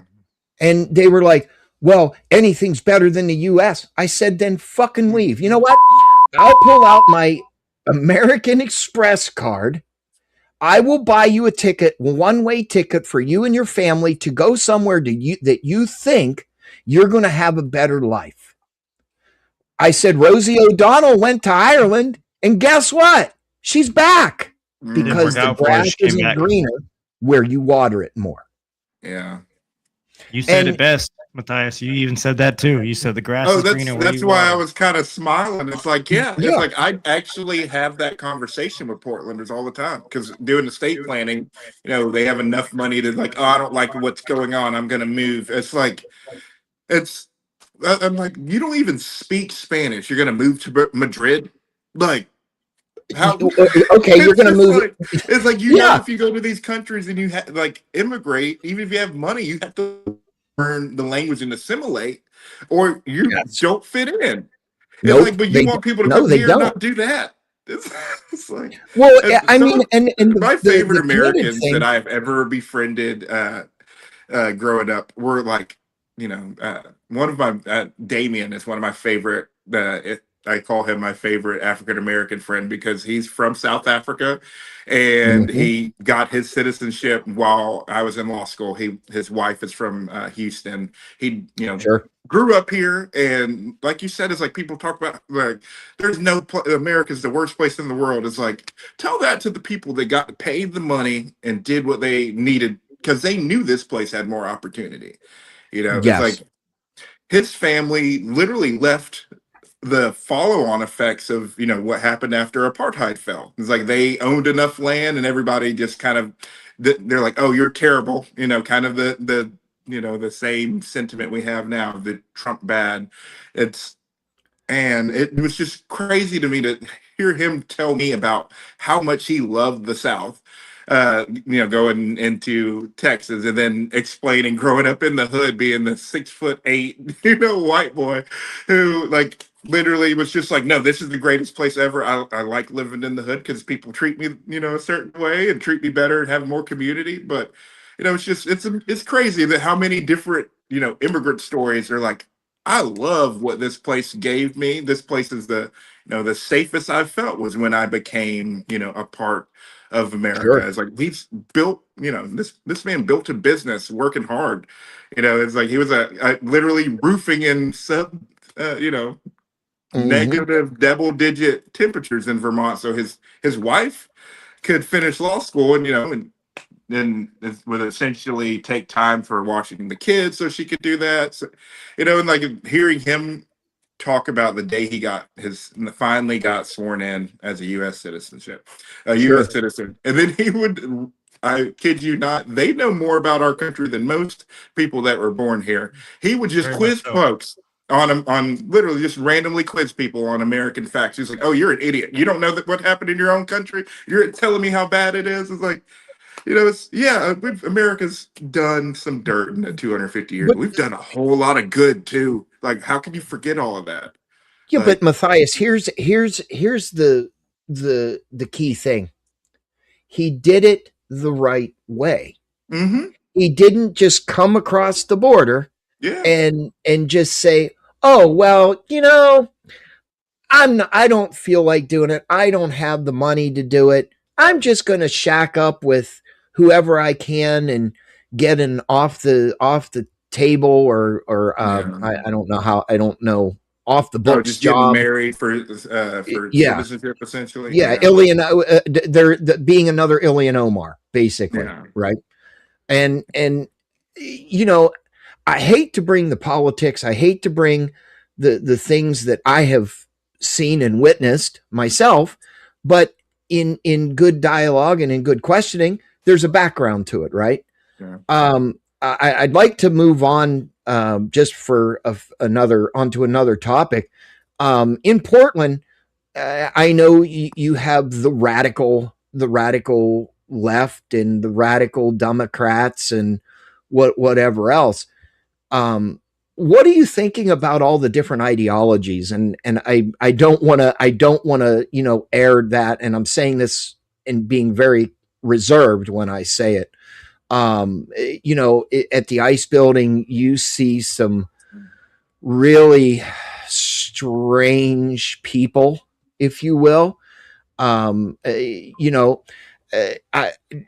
Would you agree or concede to say that a lot of this is mental health?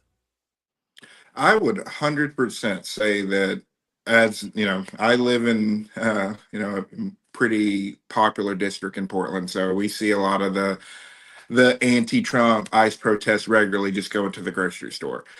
Sure. I'd say So your your district is where the ICE building is then?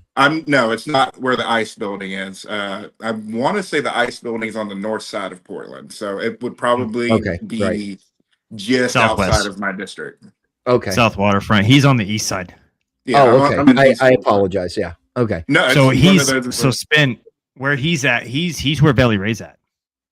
Oh, okay. All right. So yeah, Valley Ray. Valley Ray. That would be yeah. Oh, that's what I'm saying. I'm sorry. Go ahead, Matthias. can you repeat the question? Sorry, I got the wrong There's something that the Valley Ray lives in our district. theoretically the wrong ideologies and Okay.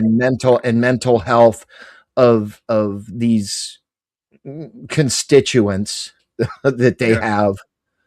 Oh yeah, I will say that mental health definitely plays a fact in how violently people hold on to ideologies that don't really serve them. Sure.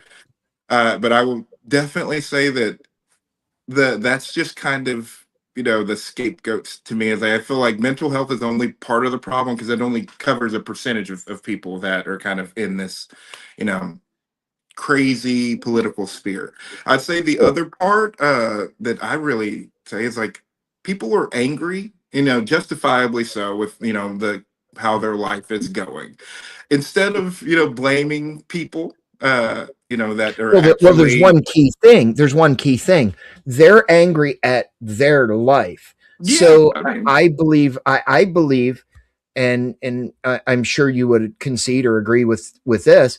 It's a lot of deflection.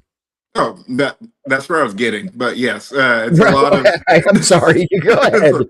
Go ahead. It's to me, it's mental health is a portion of it, but I think that people are they don't like the consequences of the decisions they've made in their lives. They're living, in the result of their own decision making. Sure. And then someone comes along and says, it's not because of what you did, it's because of what they did, why your life is like this. So the alternative to admitting to yourself that you are the problem and you need to make some changes to fix where, the trajectory of your life. And obviously, if you have a legitimate mental health, crisis or struggle that's not being treated, that compounds that, kind of escapism, so to speak. It's like it's like if you have a medical issue that causes you to not want to deal with the reality of the situation, it's like we need doctors and actual healthcare for people on the streets to actually deal with that. The other side of it is just some people just choose to live like this, and I hate to say it, but you're thinking the same thing I think all the time. Like, let them live with their choices. Like, I shouldn't have to, it's like if I choose not to ruin my life, I shouldn't have to pay the consequences of you ruining yours. It's kind of the way I think about it. It's like that's a very good statement, and I'm gonna say this intuitively. We have right now in the United States millions of veterans. I'm talking veterans that have succumb to their own addiction or their own mental health and stuff like that, and they get so streetwise that they don't think, because of the limited resources that states have and the federal government. Because we know the VA has a certain amount of allotted money and et cetera, et cetera. But in my opinion, we shouldn't be sending money to other countries to help them. We should fix or temporarily fix the problems with our veterans. Our veterans fought for that flag. Our veterans fought for our democracy. I hate that word, but they fought for it. It's a democratic republic. Correct. They fought for us. I think, and I'm sure you feel the same way, just by talking to you and hearing you, that more funding, or that funding that we sent to Uganda for sex change operations, should have been funneled. If it actually made it there. I was going to say, I would be remiss to say that if it went there, right? But intuitively, that money should have been put back into a VA fund or a homeless fund. And yes, you did say it. There are a lot of people that just they want that freedom to just go and do what they want. But I believe a lot of that, I believe a lot of that is mental health. I believe that I believe that we shouldn't have to worry about a homeless dude walking up to your home, which I've had it here, and knocking on your door and saying, "Can you help me?" We shouldn't have that. I had that happen last week in Portland. Yeah, I mean, and listen, I've become kind of shielded on it because I know exactly what they're going to do with it. They're going to tell you, I want to go get a cheeseburger or I want to eat. Okay, well, how about I bring you back something to eat? Oh, no, I'm good. Oh yeah, I have the same experiences. So I will say is like I probably sympathize with veterans more than any other candidate running for office, and I will say just about every man above my generation and my family served. Everybody retired just outside of Fort Benning, so that's my hometown. I grew up there. I'm right there with you. Okay, I grew up, appreciating the sacrifices, and like you said, the sacrifices veterans and their families make. And I've got a lot of, I call them my unhoused homies. They're the ones that I know how they got on the streets. We've talked, we have our stories, I keep tabs on them. And you're correct. It's like there is a level of like, they don't know how to get help. They know that it's not normal, but it's like, this is just the existence they're in. But that being said, it's like there are funds and programs that the VA already has, that they don't have enough money and people to make sure veterans get what they need. So it's like the fact that we're sending money to countries that, like, I guarantee you, those congressmen don't know where that is on a map, but most congressmen can't even tell you where something is on a map. I've talked to several, and they probably can't tell you where most U.S. states are on the map. Well, they can't even tell you the own districts that they're in, man. Come on now. Sure, they represent. To that defense, is like they rewrite these things whenever they want to force themselves in trouble. So they might not remember how they lied and redrafted the lines. So like, I'll give them that one. You're in it. You're in it, Matthias. You're inside of these streets. I mean, you look at Maxine Dexter. She's a House representative. She's representing your district. Yeah, I mean, where's she been? She's out fighting for somebody else who's not even a citizen of this country. That's the thing for me, man. It's like I care about, innocent, lives being hurt elsewhere. Obviously, if you're not a normal, if you're not a psychopath, that hurts your heart. It's like you obviously you're gonna feel bad when people are hurt. It's like it's normal. But I just don't understand why every problem is our problem when, just to take it back to, kind of the anchor of how, I operate is the Sounds Bible. like something I've said to Mr. Geyer.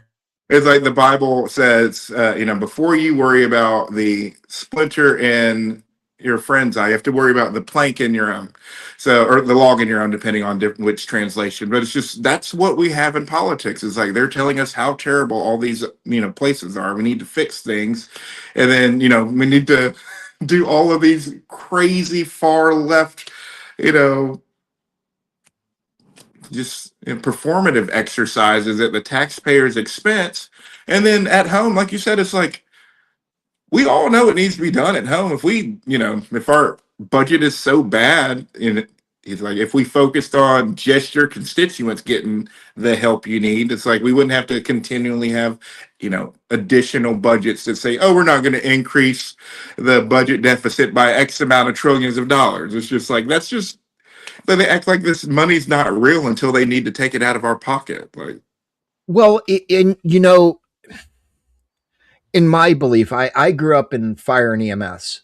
Okay. So that's very near and dear to my heart. Right. Yeah. And then I actually got hurt and I sit in a wheelchair, but regardless, the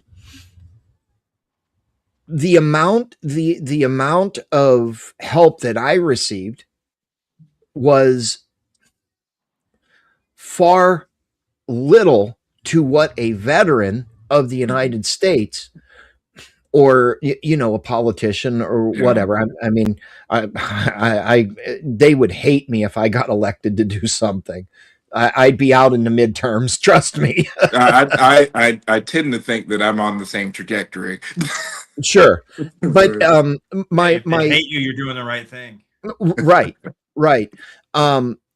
I would advocate to say to you that you're fighting a very uphill battle to try and make things normal. Yeah, I would say you're right. I would say normal, but it seems like in Portland and just in conversations between Geyer and myself and other streamers and stuff like that, it's getting worse instead of better. 110%. That is why I couldn't sit still any longer.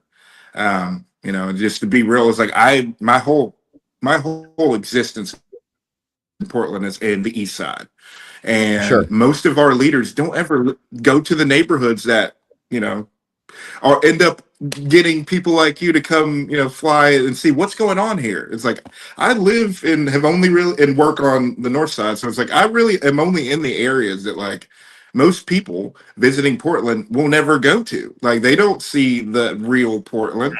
It's like my family when they visited, it's like they did not stay in my neighborhood. It's like, and I live in the fairly nice side of the East Side, and I say fairly nice that we're within 15-20 minutes on our response times. It's like, Well, sure. I mean, yeah, it's listen, like, you know, It's still pretty sad, Matthias. It's, what I I would mean, look into, what I would look for in a candidate if I was in Portland, is are they agreeable with the Constitution? Are they that's agreeable? literally what's I saw behind it me. behind you. I saw it behind you. It's like, this is But where I do all I my had work. to ask. I mean, I had to ask. I've got a pocket version I carry with me most of the time too. Sure, Like, absolutely. You should see behind my media credentials. I have the little card now that I actually got in Washington D.C. Somebody handed me one, and now I carry the Constitution of the United States with me. It's, to me, it's and just to that point, is like, that's really the problem we have. People don't understand that all of your authority in this country starts with that one document. If anything you do cannot be checked by that, then you do not have the consent of the governed to do it. Sure, that is the absolutely. main point that I keep saying it. I'm going to be the no. Is like, do I think, just to throw the Constitution, do I think that the city government should be outlawing foie gras? It's like, if y'all really think that that's our authority, it's like, how is that not about interstate commerce? Let's call the federal laws into question here, because are we not crossing state lines? Is tax not being collected? It's like, you guys want to say that you have the authority to, It's just funny. Portland, we've got these little tiny tyrants, acting worse than they say Trump acts. And then, want to point fingers at, like you said, and like, F Trump, release the Epstein files. It's like, bruh, like, all of us want government transparency, but we need it top down. You can't ask for it up top and then close up shop down at the bottom where you're at. Like, oh, you just mentioned the E-files. To me, it's just because that's all they seem to want to talk about. And to me, it's like, I'd rather talk about the business of governing. Just to be honest, my political science background, I went to the University of Georgia, didn't graduate due to family reasons from there. But my favorite professor was the intelligence advisor for Jimmy Carter and Ronald Reagan. And he's the one who kind of pulled the scales off of my eyes on, what's really happening for us. It's like, because good and well, the campaign rhetoric, if you read, history between Reagan and Carter, and especially the Iran-Contra affair, things like that. It was a kind of a similarly contentious time in our history. The fact that he still got the job by being, clear-headed and understanding, the intelligence. The kid, or when he was a kid, my professor sat in on the church committees and then taught at Georgia during, the Iraq war ramp up and wind down, kind of explaining, like, this is our system. This is what we've done in the name of our system. These are the justifications we've given with the Constitution. So it's, I guess my understanding of this game is a little different. I'm kind of sitting here, I don't, probably the most under, I guess, rated candidate, but one that kind of understands the game, I think, better than most. We're literally at war with people kind of pointing fingers at things that they don't like in America, and then using that as an excuse to get power and then forcing their agenda. It's kind of how I really see it. Sure, absolutely. Well, we do have another guest coming on, Matthias. I want to thank you, obviously, and I will hand it back over to Mr. Geyer. Matthias, I'd like to have you back on either here or my show. Me and Geyer will be in touch. We're like I said, it's like that's my homie. And if they mess around and let me get elected, it's like I might have a job for a little homie. So. Well, Matthias, I will work remotely for you. How's that? Well, it's like that's we will definitely do that, because they get mad about remote work, and I was like, well, he's out producing you in office, so back off. Right. Well, I am his top producer, and I have all the equipment to. Oh do no, whatever it you was need just to a do. local Portland joke with me. No, I know. understand. I was elaborating on it, but yeah, Matthias, it's good to meet you.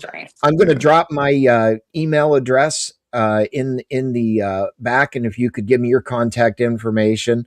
Yeah. I do have a show, and I might Saturday. Now I am on Eastern time, so we're 3 hours. So I'm used to 3 it. hours ahead of you. Yeah, I'm used to it. I still have to play the Eastern time zone math when I'm Sure. texting family. Sure. So but- I'd love to have you on maybe this Saturday, and we can continue yeah, the I will conversation. have to check with my wife. She's the one who keeps my schedule between work and campaigning. Sure. But as soon as we have availability, 100%. It's like Oh, we'll sit down absolutely. and have a 7 conversation. Eastern. It's like any 7 friend Eastern of on Saturdays. 7 to 9 p.m. Eastern on Saturdays. I can get in touch with Brandon or you, and no, I know. obviously I will have Geyer on the show because you are his guest. But Matthias, it was nice to meet you. Nice to we meet have you, another too. few segments of news, and then we have another guest coming on. So thank you for listening to my diatribe, and I have millions of more questions for you. Same. It's like I feel like we're just all going to be on a lot of these things at least until November. Right. It's like, and I do have a lot of people from Portland that do watch my show and on my side of YouTube too. So I'd love to. So I'd love anybody to that is one of your supporters that has a Portland address, we will send our donation link. So we're trying to essentially get the public funds matching. So we need 250 Portland residents by the end of the month. Go to your Instagram. You can go to our Instagram and you'll find the donation links. We've got a new website rolling out soon. But right now we're still in the grassroots stage. We're just kind of speaking our mind, standing on 10 toes, and then Spell your name so people know. my name is spelled there's- Matthias, Mattias, Hallett, Hallett, and you should be able to find me with that. There's not that many of those in Portland. I will push this out. You can drop the donation link, or Mr. Geyer can put your there it is right there. We'll put that in the chat, and then you can when we break bread, as I call it, we'll drop your links over there.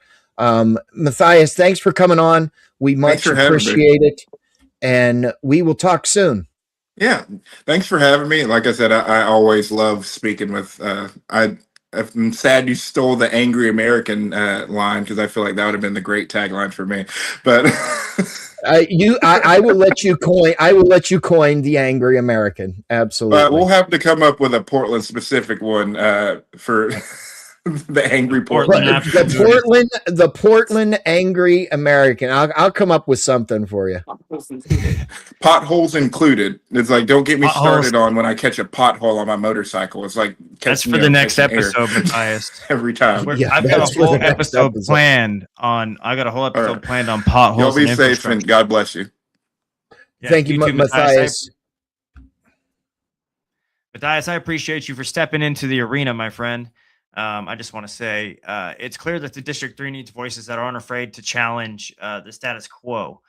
So that being said, whether we're talking about business reform or restoring the basic standard of living in the city, he's heard the vision, and you've heard the vision, you've heard the plan, and now the work begins in the neighborhoods. To our viewers, the election is coming up, and if you're getting tired of the way things are going, you have to be informed.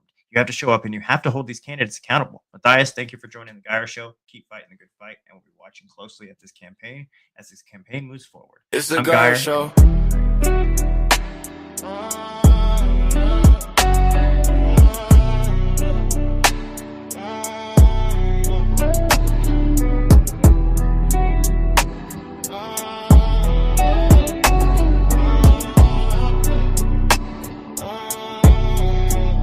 This is the Geyer Show. Downtown Portland today, covering a story on Sunstone Way, which was a $13 million nonprofit organization that was funneled money into. Tina Kotek supported it. Now it's going under in June because there was a whistleblower that came out and said that mismanagement of funds was absolutely ridiculous. Now we've got video of Mercedes-Benz pulling out of that garage. We've walked up and asked for comments on people that work there, and they have no comment, and they continue to walk.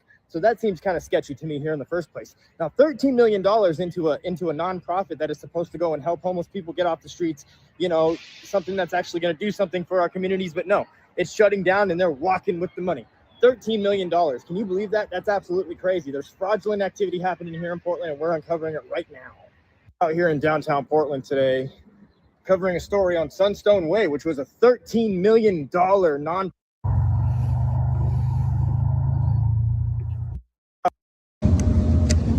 Hi, do you work here? Yes. Yeah, I'm wondering where that $13 million went that got funneled into your company. Now you guys are shutting down in June. Why is that? How come you guys have all those Motel 6s and you got homeless drug addicts selling drugs? You realize Selling that drugs I out of have those. Nothing, had no idea So it is true. what was going on. Oh, so it is true what was going on. Thank you for admitting that on camera. I didn't admit anything. You said you had no idea what was going on. I said What's I your had name, no man? idea. What's your name? Don't ask How you me doing? anymore. What about that $13 million?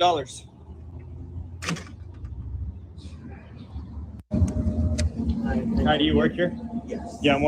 Listen up, Oregon. We're about to pull back. So we're looking over.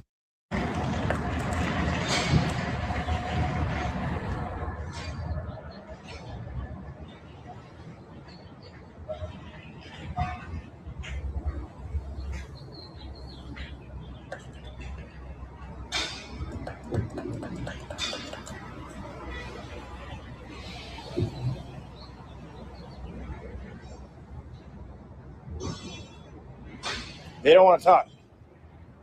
$13 million spent on nice cars, expensive trips to Bend, expensive meals, and Andy Goebel is inside and he doesn't want to have any comment. And if you look at this, these people are supposed to be helping homeless people. And right across the street, that's what you see. It's unfortunate. These people here are supposed to be helping people like this, but our taxpayer dollars, $13 million, are going into these people's disgusting activities, and they have no comment.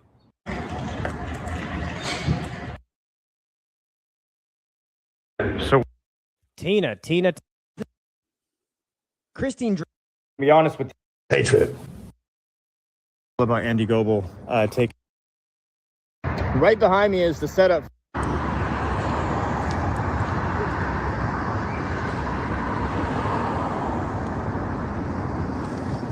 How's it going? Are you with Sunstone or TPI?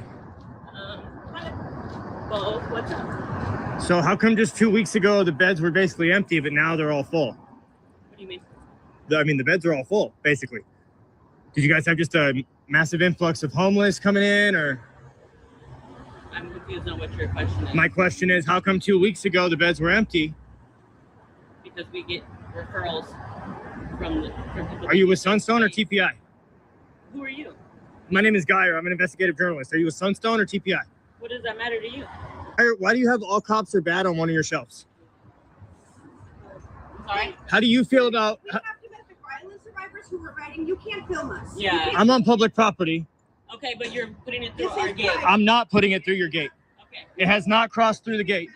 I haven't agreed for you to record me. You're filming me. I haven't agreed for you to record me either. I'm filming anything on the street. Yes, you are. There's cameras on the street.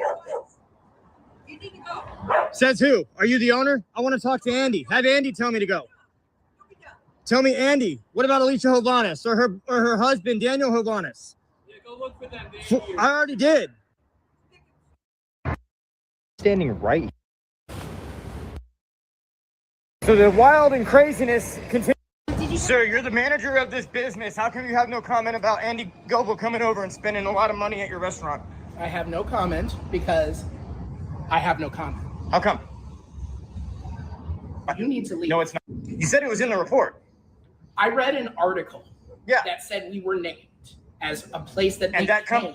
company's being investigated. That company no longer exists. Yeah, because they came and spent hundreds of thousands of dollars at places like this when they were supposed to spend it on the homeless. There is zero evidence. And of that. there is 100% evidence. There is zero evidence. Then why is it being named in a report?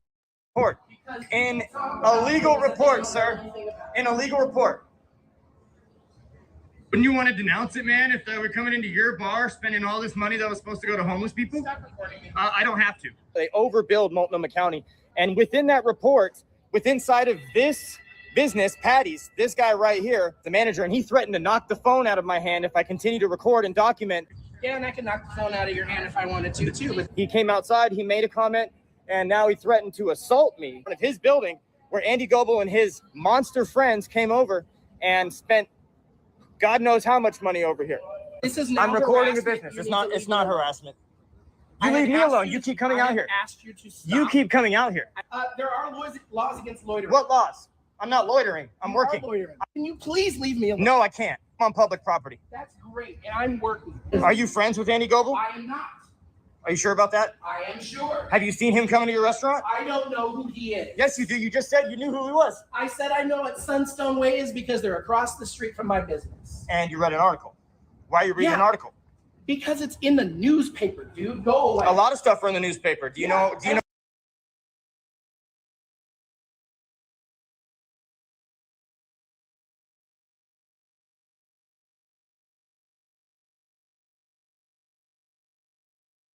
Why are you in Travis's chats as Torch? Do you have any comment on why you're in Travis's group chats as Torch? He gave you the code name Torch. Why did he give you the code name Torch? He gave you the code name Beat or gave Chicken the Beat. I have no idea what that was. Code name Torch. Do you want to see the text messages? Yeah, that was like Phil. That was like, What was it about though? Score! What was it about though?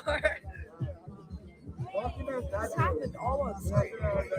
All on stream? He was texting you? Torch. No, this happened. No, but like, why did he give you the code name Torch? Code name.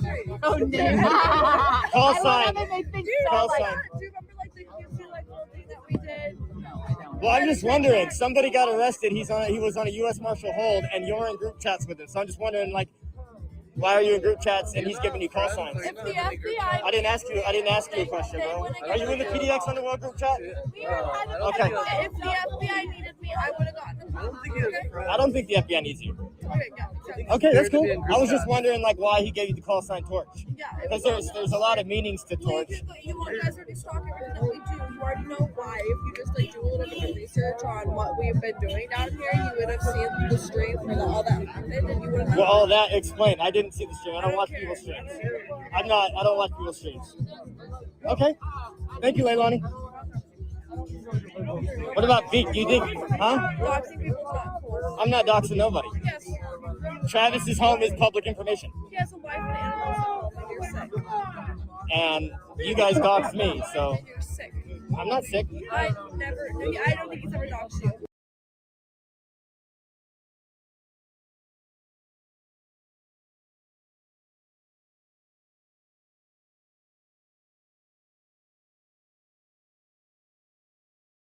This is the Gaia Show. This is the Gaia Show. It's the Gaia Show.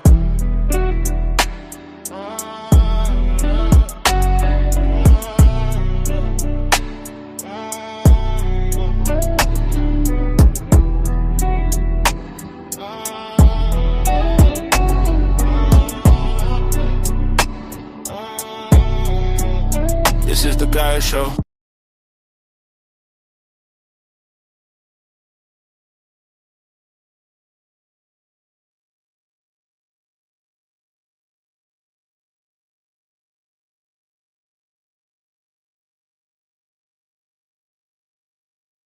This is the Gaia Show.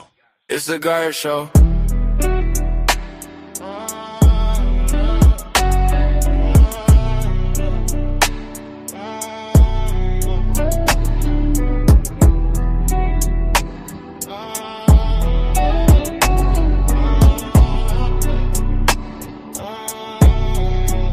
This is the Gaia Show. It's the Gaia Show.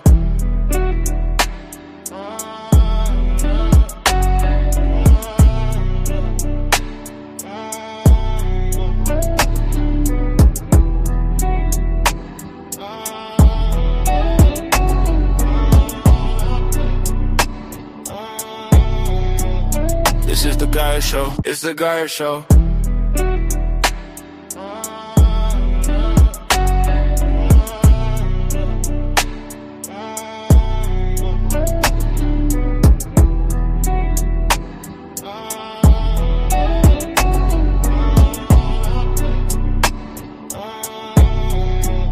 This is the Gaia Show. It's the Gaia Show.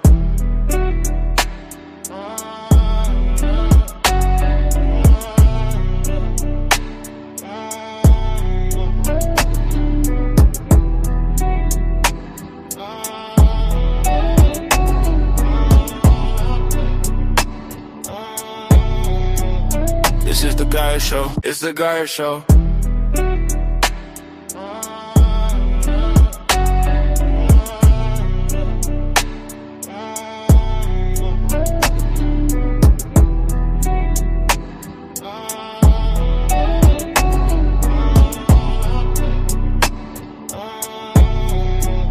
This is the Gaia Show. It's the Gaia Show.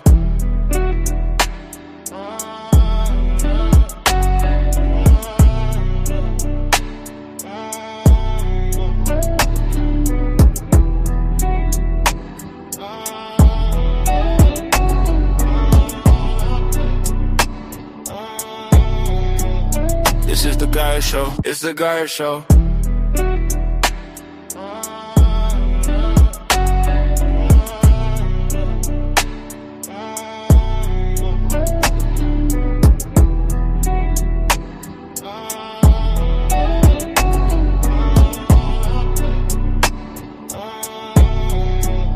This is the Gaia Show. It's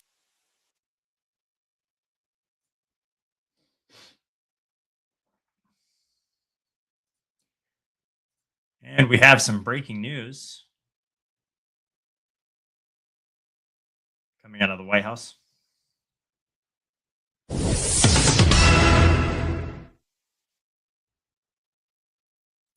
Trump rails against China and new 2020 election claims disputed by critics. President Trump launched a series of new accusations regarding the 2020 election, declassifying a handful of documents as he argued the U.S. elections remain insecure, claimed that they were swiftly disputed by Democrats in his primetime address. Trump this time said the intelligence community failed to sound the alarm as China penetrated the U.S. voter rolls that detailed things like name and party affiliation. Accessing voter rolls, information often available for purchase, does not run counter to the intelligence community conclusion. The intelligence community conclusion reached out at the end of Trump's own first term that no foreign adversary managed to change a single vote in 2020 election. Our purpose in disclosing this information is not to weaken the confidence in elections, but to earn that confidence by confronting vulnerabilities and correcting them very quickly.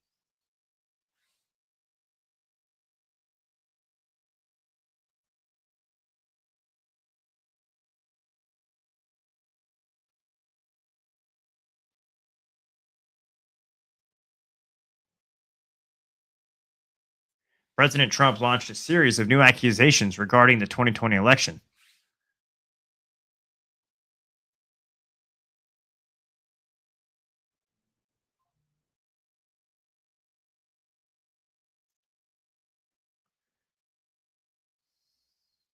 And that is breaking news, ladies and gentlemen.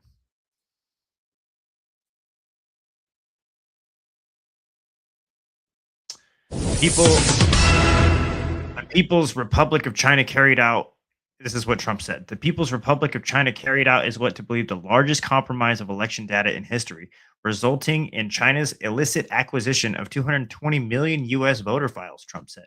In a confusing claim, Trump, despite having widespread access to classified information as president at the time, said the intelligence community worked to actively suppress and downplay information about the extent of China's sinister election meddling, covering it up from both the president and the people of the United States. Trump's speech was accompanied by a new landing page on the White House website, which included links to a few documents, some of which have been previously released publicly, include standard government agencies' analysis of elections. Senator Mark Warner Out of Virginia, the top Democrat of the Senate Intelligence Committee called Trump's remarks bogus. The fact that our intelligence agencies unanimously agreed that China did not even try to change a single vote in the 2020 election. A single concurring opinion suggested China may have tried to sway voters' opinions, but that's been publicly acknowledged and publicly known since 2021. Warner wrote in a post on X. Some of Trump's former intelligence officials also pushed back on his assertions. Sue Gordon, who served as a principal deputy director of national intelligence during Trump's first term, said it was a very dangerous speech about an incredibly important topic and some really questionable remedies in mind. I think he treats intelligence as though it's a verdict, and it's not. And it's the beginning of a process. It is the way you start to ask questions. So if there are new data that are going to be released, that doesn't prove anything. Intent is not activity. Activity is not impact. And impact is not outcome, she said during an appearance on CNN. The speech was in many ways exactly what was feared by Democrats, with Trump's pointing to a small subset of intelligence community assessments to make widespread claims that the U.S. elections are not trustworthy. My fear is that he'll do the same usual thing. He'll say the election was stolen, and he'll pick up some point source of intelligence that is raw and unverified to make the claim. Representative Jim Himes, the top Democrat of the House Intelligence Committee, told The Hill ahead of Trump's speech. House Minority Leader Hakeem Jeffries blasted Trump for cynical and corruptly deciding to call into question our free and fair elections before a single ballot has been casted. Why Republicans believe they need to cheat to win. Trump has years pushed back unfounded claims that the 2020 election was rigged and stolen in favor of former President Biden. Multiple investigations reviewed the election, refuted Trump's claims, while Trump's legal team more than 60 court battles seeking to overturn the election. Trump has cynically and corruptly decided to call into question our free and fair elections before single ballots have been cast. Why? Republicans believe they need to cheat to win. Trump's much anticipated speech amid a number of actions from the administration, with Justice Department itself seeking access to a number of state voter rolls, while Trump attempted to mandate proof of citizenship with an executive order despite states' controls over elections.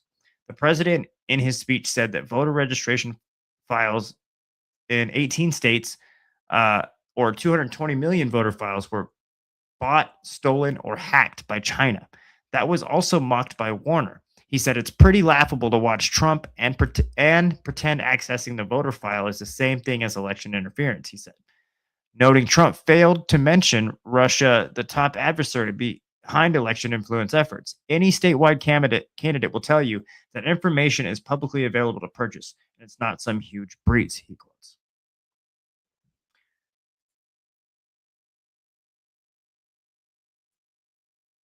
Trump then suggested the potential for criminal charges for those involved. I'm asking the Office of Director of National Intelligence, the Department of Justice, and the FBI and the CIA to investigate how and why such crucial information was hidden, to fire those involved in the cover-up, and to file the criminal charges if the appropriate against these people, Trump said, in a major departure from past practice when presidents have lodged significant accusations against a foreign adversary. Trump did not announce any sanctions against China officials or further inquiry into their actions. China, in a statement to the media outlets, denied interference.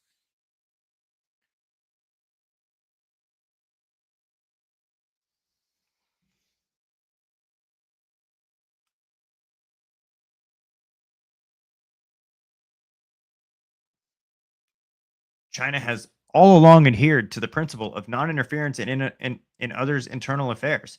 The U.S. election is an internal matter of the United States. Its outcome is determined by the votes of the American people. China has never and will never interfere in the presidential elections of the U.S. Embassy spokesperson Liu Chang said. Trump also said Homeland Security Secretary Markwayne Mullins would provide more information on an investigation done by the Department of Homeland Security that Trump claimed showed roughly 278,000 non-citizens registered to vote in federal elections. Numerous studies, including those done by conservative groups, have found just a handful of instances in which non-citizens have voted in federal elections. These Disclosures reveal an election system so broken and so vulnerable that no one can possibly defend it, Trump said. It's not defensible. Democrats forcibly pushed back on Trump's claims. While others made fun of his logic, Trump said Democrats forgot to rig the election in 2016. Successfully rigged it while he was president in 2020. They forgot how to rig it again in 2024. Trump's a comedian, man. So the only election Democrats supposedly stole was the one he himself controlled. Representative Jim McGovern out of Massachusetts wrote on X, "You have to be a special kind of stupid to believe this bullshit. The one election interference happening in this country." Senator Ron Wyden out of Oregon wrote on X, "It is coming straight from the White House, and no amount of pathetic late-night rambling from a fading president will change anyone's mind."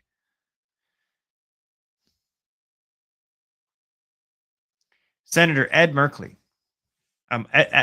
excuse me. We got Jeff, called for Trump's impeachment following his address, accusing him of undermining and subverting our free and fair elections. Maryland Governor Wes Moore, Democrat, a potential 2028 presidential contender, said, "This is what losers do. Instead of addressing rising costs, ending pointless war, or focusing on Americans actually care about, the president put on a big show to revive and debunk a conspiracy theory," that the governor said. Congressional Republicans largely used Trump's speech as a way to push for the SAVE Act, mandating proof of citizenship to vote, but were quieter on his new claims.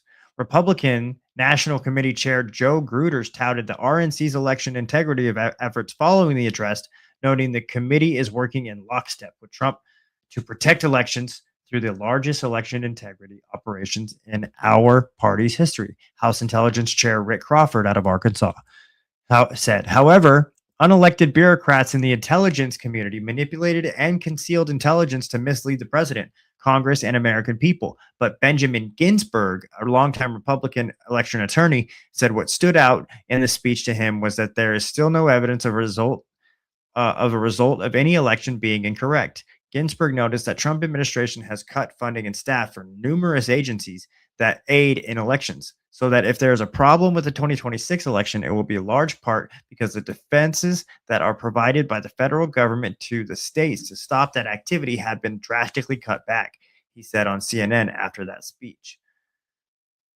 And in a surprising move, Trump didn't mention Georgia in his speech, despite recently attempting to gain information on the individual poll workers who managed the 2020 contest.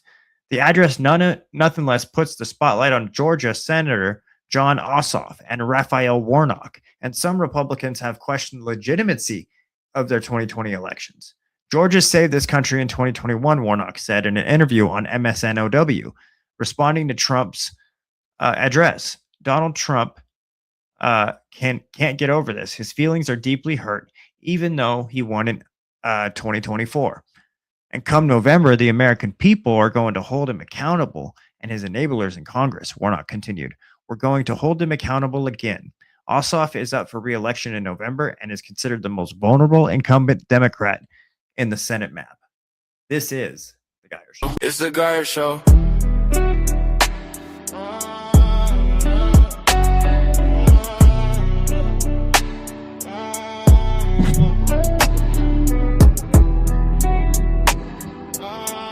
And ladies and gentlemen, what you're looking at is This is The an Geyer overlook Show. of downtown It's The Geyer Portland. Show. From the top, it looks pretty. But where we're about to go, inside of the heart of it, just pray for us, ladies and gentlemen. Pray for us. We're going to keep the stream rolling as we go. And we're going to go report on something that I did a report on earlier. And this is something that I've been serious about over the past couple of months, really uncovering the fraud. Let me just tell you guys. We've got this nonprofit organization in Portland, Oregon that has a $4.5 million lawsuit. That CEO, we've got whistleblowers. Andy Goebel, I've got people talking to me about you. And this man watches my show. Andy Goebel watches the show. And Andy Goebel is the Sunstone Way CEO. we need to think about where all of our money is going into these nonprofit organizations because they're fraudulent organizations. You saw the daycare fraud in Minnesota. You saw the election fraud down in California. You're seeing communists take over in New York. But there's a $4.5 million lawsuit on a nonprofit organization that is being led by a man who duplicated payrolls, lied about the funds that he needed to Multnomah County. And what the things that the whistleblowers are telling us that what happened inside of those offices, I mean, let's be real. He had a gym that had locked doors. Andy Goebel is an alleged racist. His company stole from homeless black women. Homeless black women, the people that are on the street struggling, they expect to go into these nonprofit organization shelters, not expect to have their things stolen from them, not expect to have anything bad happen to them. But guess what? They're getting molested. They're getting their things stolen from them. Their sexual assaults are happening inside of these shelters. Veli Ray and I went into a Motel 6 that has been converted into a shelter. But guess what? We found drug dealers dealing drugs out of that place. We want to know what type of things are being sent to those places. Like, is there enough toothbrushes? Is there clean bedding?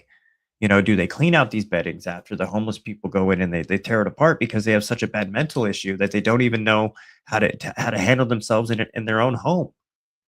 Because it's drugs, man. It's drugs. I've been my God! I've been high on heroin. I know exactly what it's like, and I know that you have your things everywhere.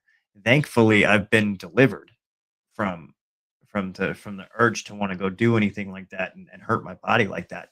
And we can talk about that for a different topic on a different day. I can talk about addiction as it goes on for ages because I've experienced it, ladies and gentlemen. I've experienced it and I've lived through it. And we just had Matthias on the show. He's had friends pass away because of this drug addiction. And the thing is, I've had friends pass away. I've seen a lot. I've seen a lot within the addiction world. And if you guys really want to know about that, we can talk about that on a different episode because I have to get myself prepared emotionally because that's going to bring up a lot of stuff. And we have to be in the middle of this. We have to be in the middle of this in order to show it and expose it. Ladies and gentlemen, I was going to have somebody come up onto the show, but I just got a text message saying that they're having some issues. So we're not going to have him on the show tonight, unfortunately, but we'll be bringing him on the show next week, guys. I want to tell you about this concert that we got coming up. Anyways, hold on. Before that, I was getting into Sunstone Way, nonprofit organization. Been investigating them for a while. I've got whistleblowers. They're reaching out to me, and now there's an investigation criminally been opened up against Andy Goebel and Sunstone Way, and we're going to be covering that. Travis Jurr has a case, a court hearing on Tuesday. That last video that you saw down at the ICE facility, that was somebody from the group chats that I infiltrated in the group chats, and I figured out who he was talking to. He was trying to recruit these characters that you see down at the ICE facility.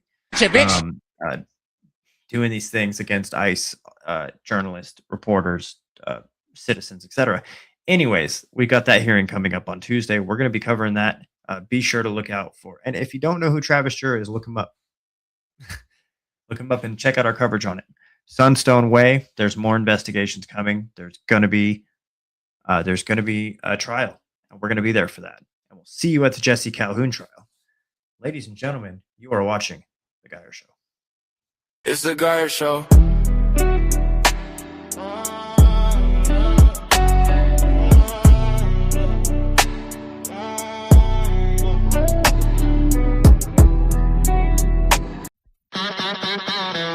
I ain't been here 5 minutes. Next thing I know, you and him come sliding through that swinging door. You wasn't lying when you said that you'd see me around. There's 100 bars across the next 3 blocks.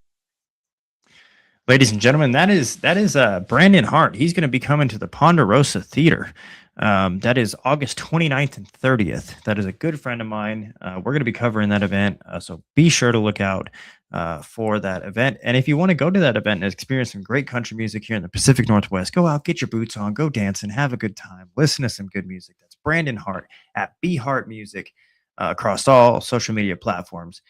Ladies and gentlemen, we're going to take a quick break. I'm going to jump into the Geyer Mobile, and we're going to go do a report.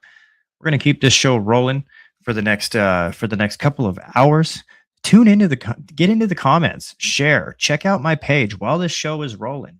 We've got some great content that we've produced over the past couple of months. Got investigative journalism work that I'm working on. Like, share, comment, post. Be sure to follow American Apps. Go on to the American Apps website. And this is the Geyer Show. It's the Geyer Show.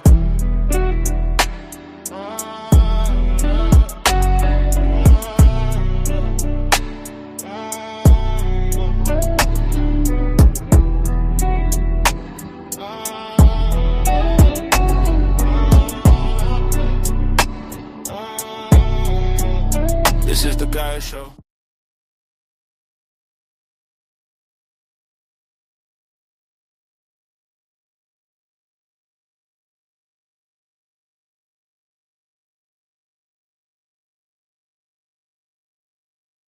It's the Geyer Show.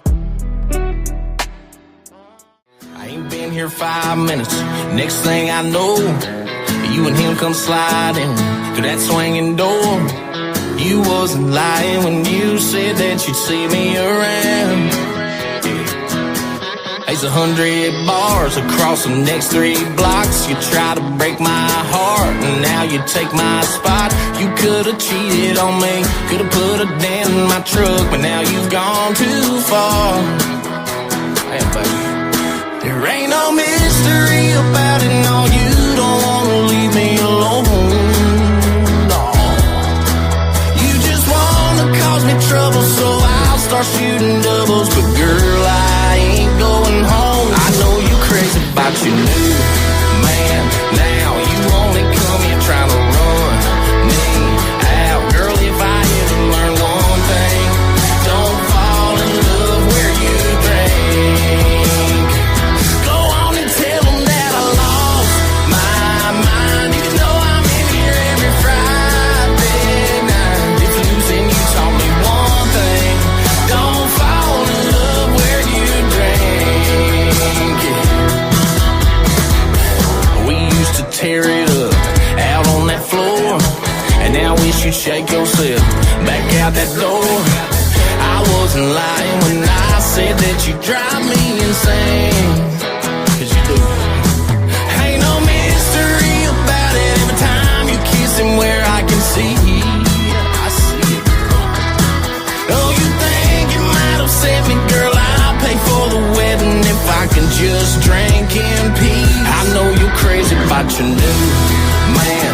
Now you only come here trying to run me out. Girl, if I ever learn one thing, don't fall in love where you drink. Go on and tell them that I lost my mind. You know I'm in here every Friday night. If losing you taught me one thing, don't fall in love where you drink. Don't do it, man.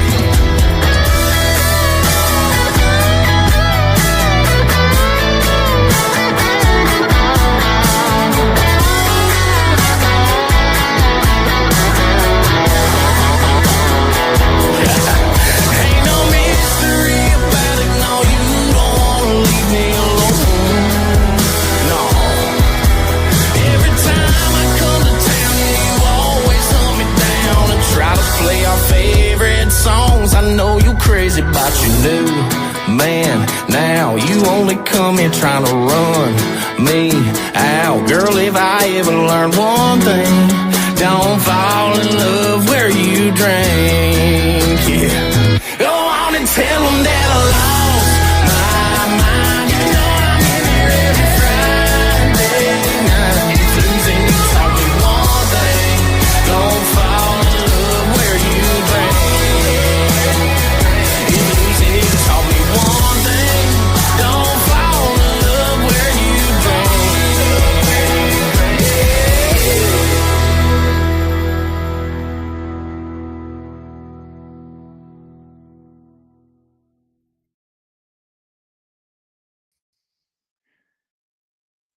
And ladies and gentlemen, that was Brandon Hart. What you are looking at right now is our downtown attire. We are going to be downtown doing a report for you, and we'll see you guys here in a little while. What I'm going to leave you with is something that I got to experience over the weekend or over the past month. I've been really into this, and I think you guys would be in it too. So we're going to run a late night stream on a Thursday night of some armored mixed martial arts. Now, these guys are friends of mine now. They invited me to the show. I got to sit cage side, and it was the most intense stuff I've ever seen in my entire life. So that being said, without further ado, this is Armored Mixed Martial Arts, brought to you on The Geyer Show.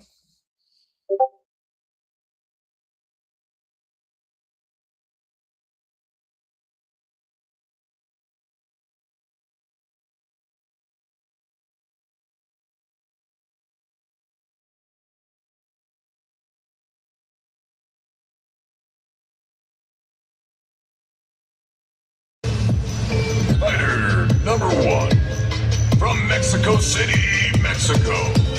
It's Antonio Hanero.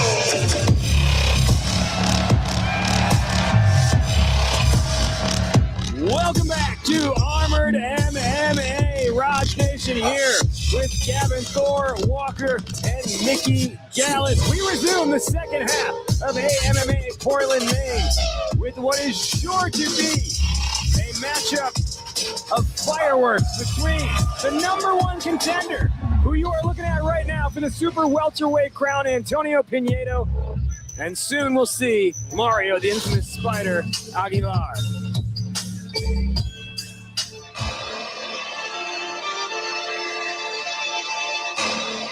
Fighter number 2 from Detroit, Michigan. It's Mario Hanero. Every time. Absolutely. Some people are lucky enough to have one prime in their life or their career. Mario Aguilar is both skilled, capable, and blessed enough to be in the second prime of his career, as he calls it, because after a successful 15-year career in MMA, he hit the tail end of his career there, saw a video for AMMA, and told his coach, I want this instead. And he's now in what he calls his second prime, loving life more than ever. Fighters to the center of the ring. To reintroduce the fighters, wearing the black and blue, from Mexico, it's Antonio Hanero.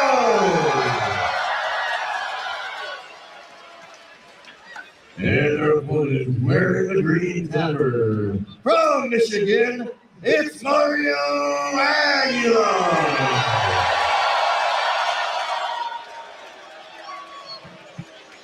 The fighters have agreed to 3 2-minute rounds. If you're taken to the ground, you can sit up after 15 seconds. No illegal strikes. Defend yourself at all times with a main referee at all times. Fighters, you agree to these terms. Then touch tips and back to your corner. All right, here we go. Round number 1. Fighter number 1, are you ready? Fighter number 2, are you ready? And Portland, are you ready to kick things off again?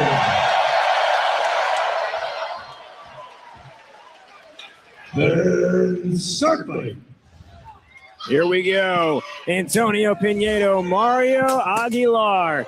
Expect a lot of speed and agility in this one, as they go blow for blow, posting the shield and then just getting a sword strike to the midsection. That's a beautiful, beautiful shield block by Antonio. You see him throw the strike and come back and show knuckles. He's able to block that shield punch with his forearm. Absolutely speed demon with that block. I'm liking what I'm seeing from Mario as well, man. He's really putting together combos, being calm, taking great angles, and adapting to what, because these guys have fought before. Yep. And again, Mario was more flashy the whole time that he fought versus Antonio, who's been very stoic out there. And now we see Mario slowing things down and getting the job done. Yeah, fantastic. Sometimes it's about just going back to the basics, right, Gavin?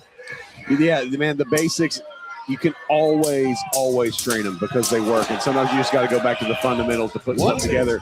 Against an opponent like Antonio, who throws that boxing, man, he brings that boxing better than anyone I've seen in the cage. And that's the adjustment that I think he needed to see, because he's about to fight Manny York for the championship here in June. And having somebody who understands MMA come out and actually slow it down and play the MMA game, like that's a big thing he needs to be focused on, and it's going to help him a lot in that championship match. Something that'll be interesting to see here 30 is seconds.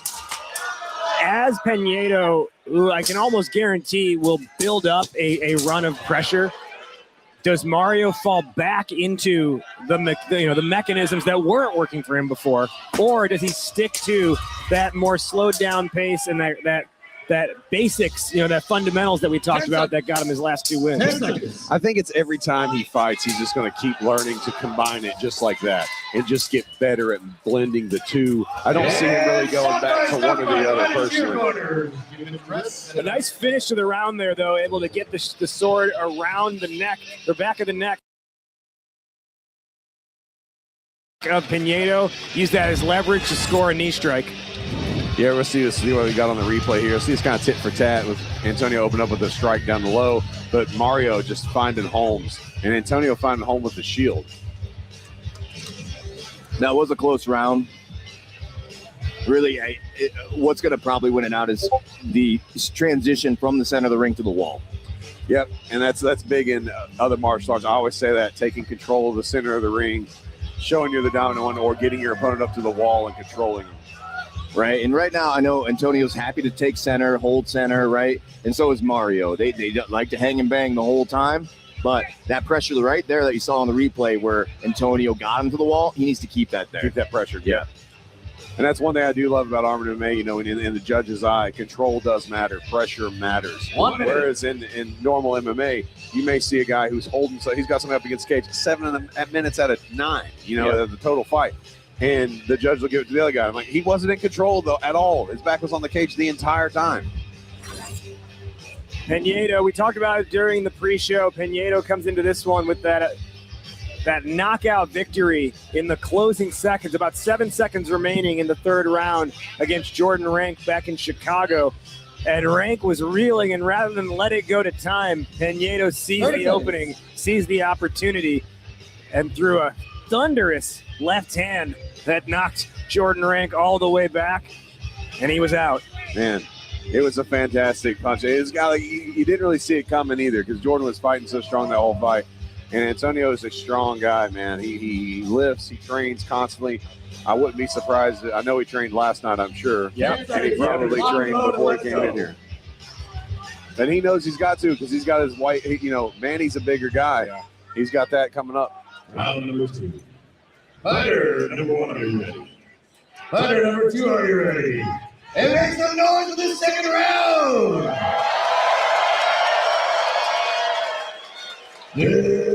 Circling.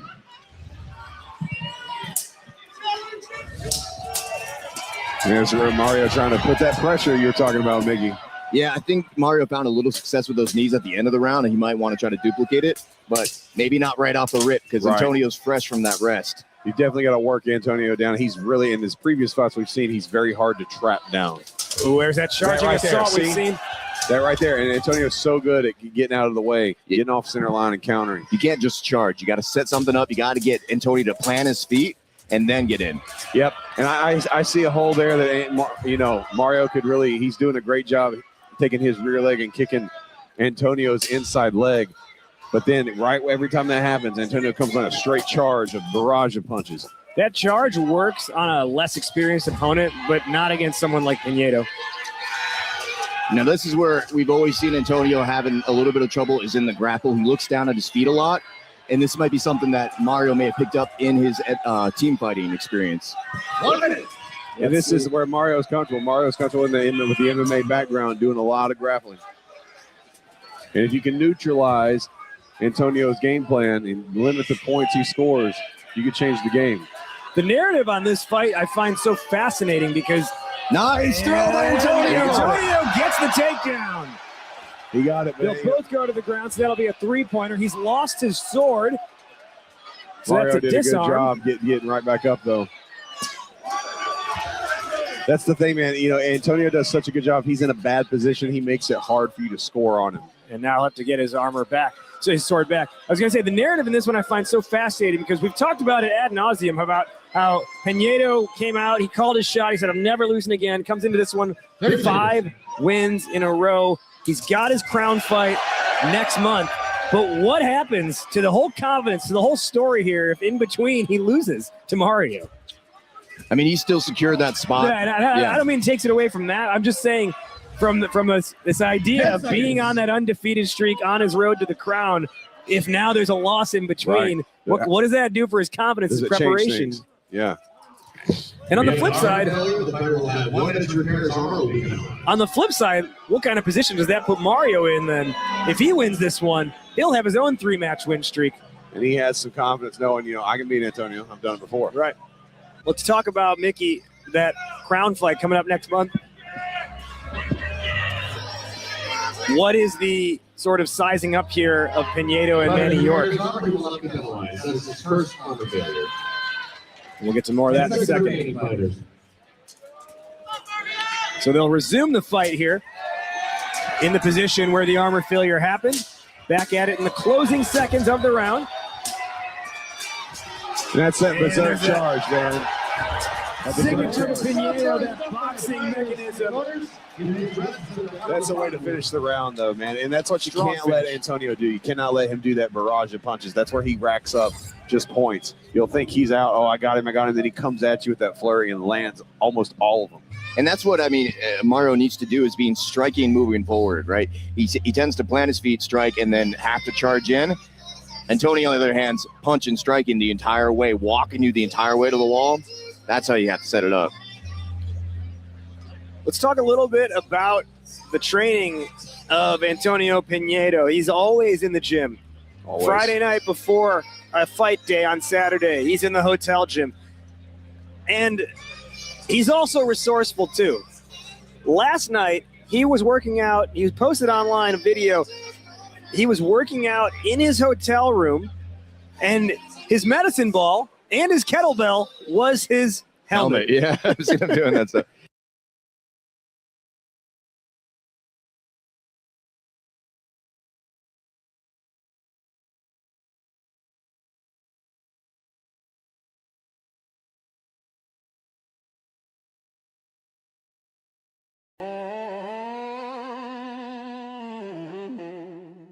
This is the Gaia Show.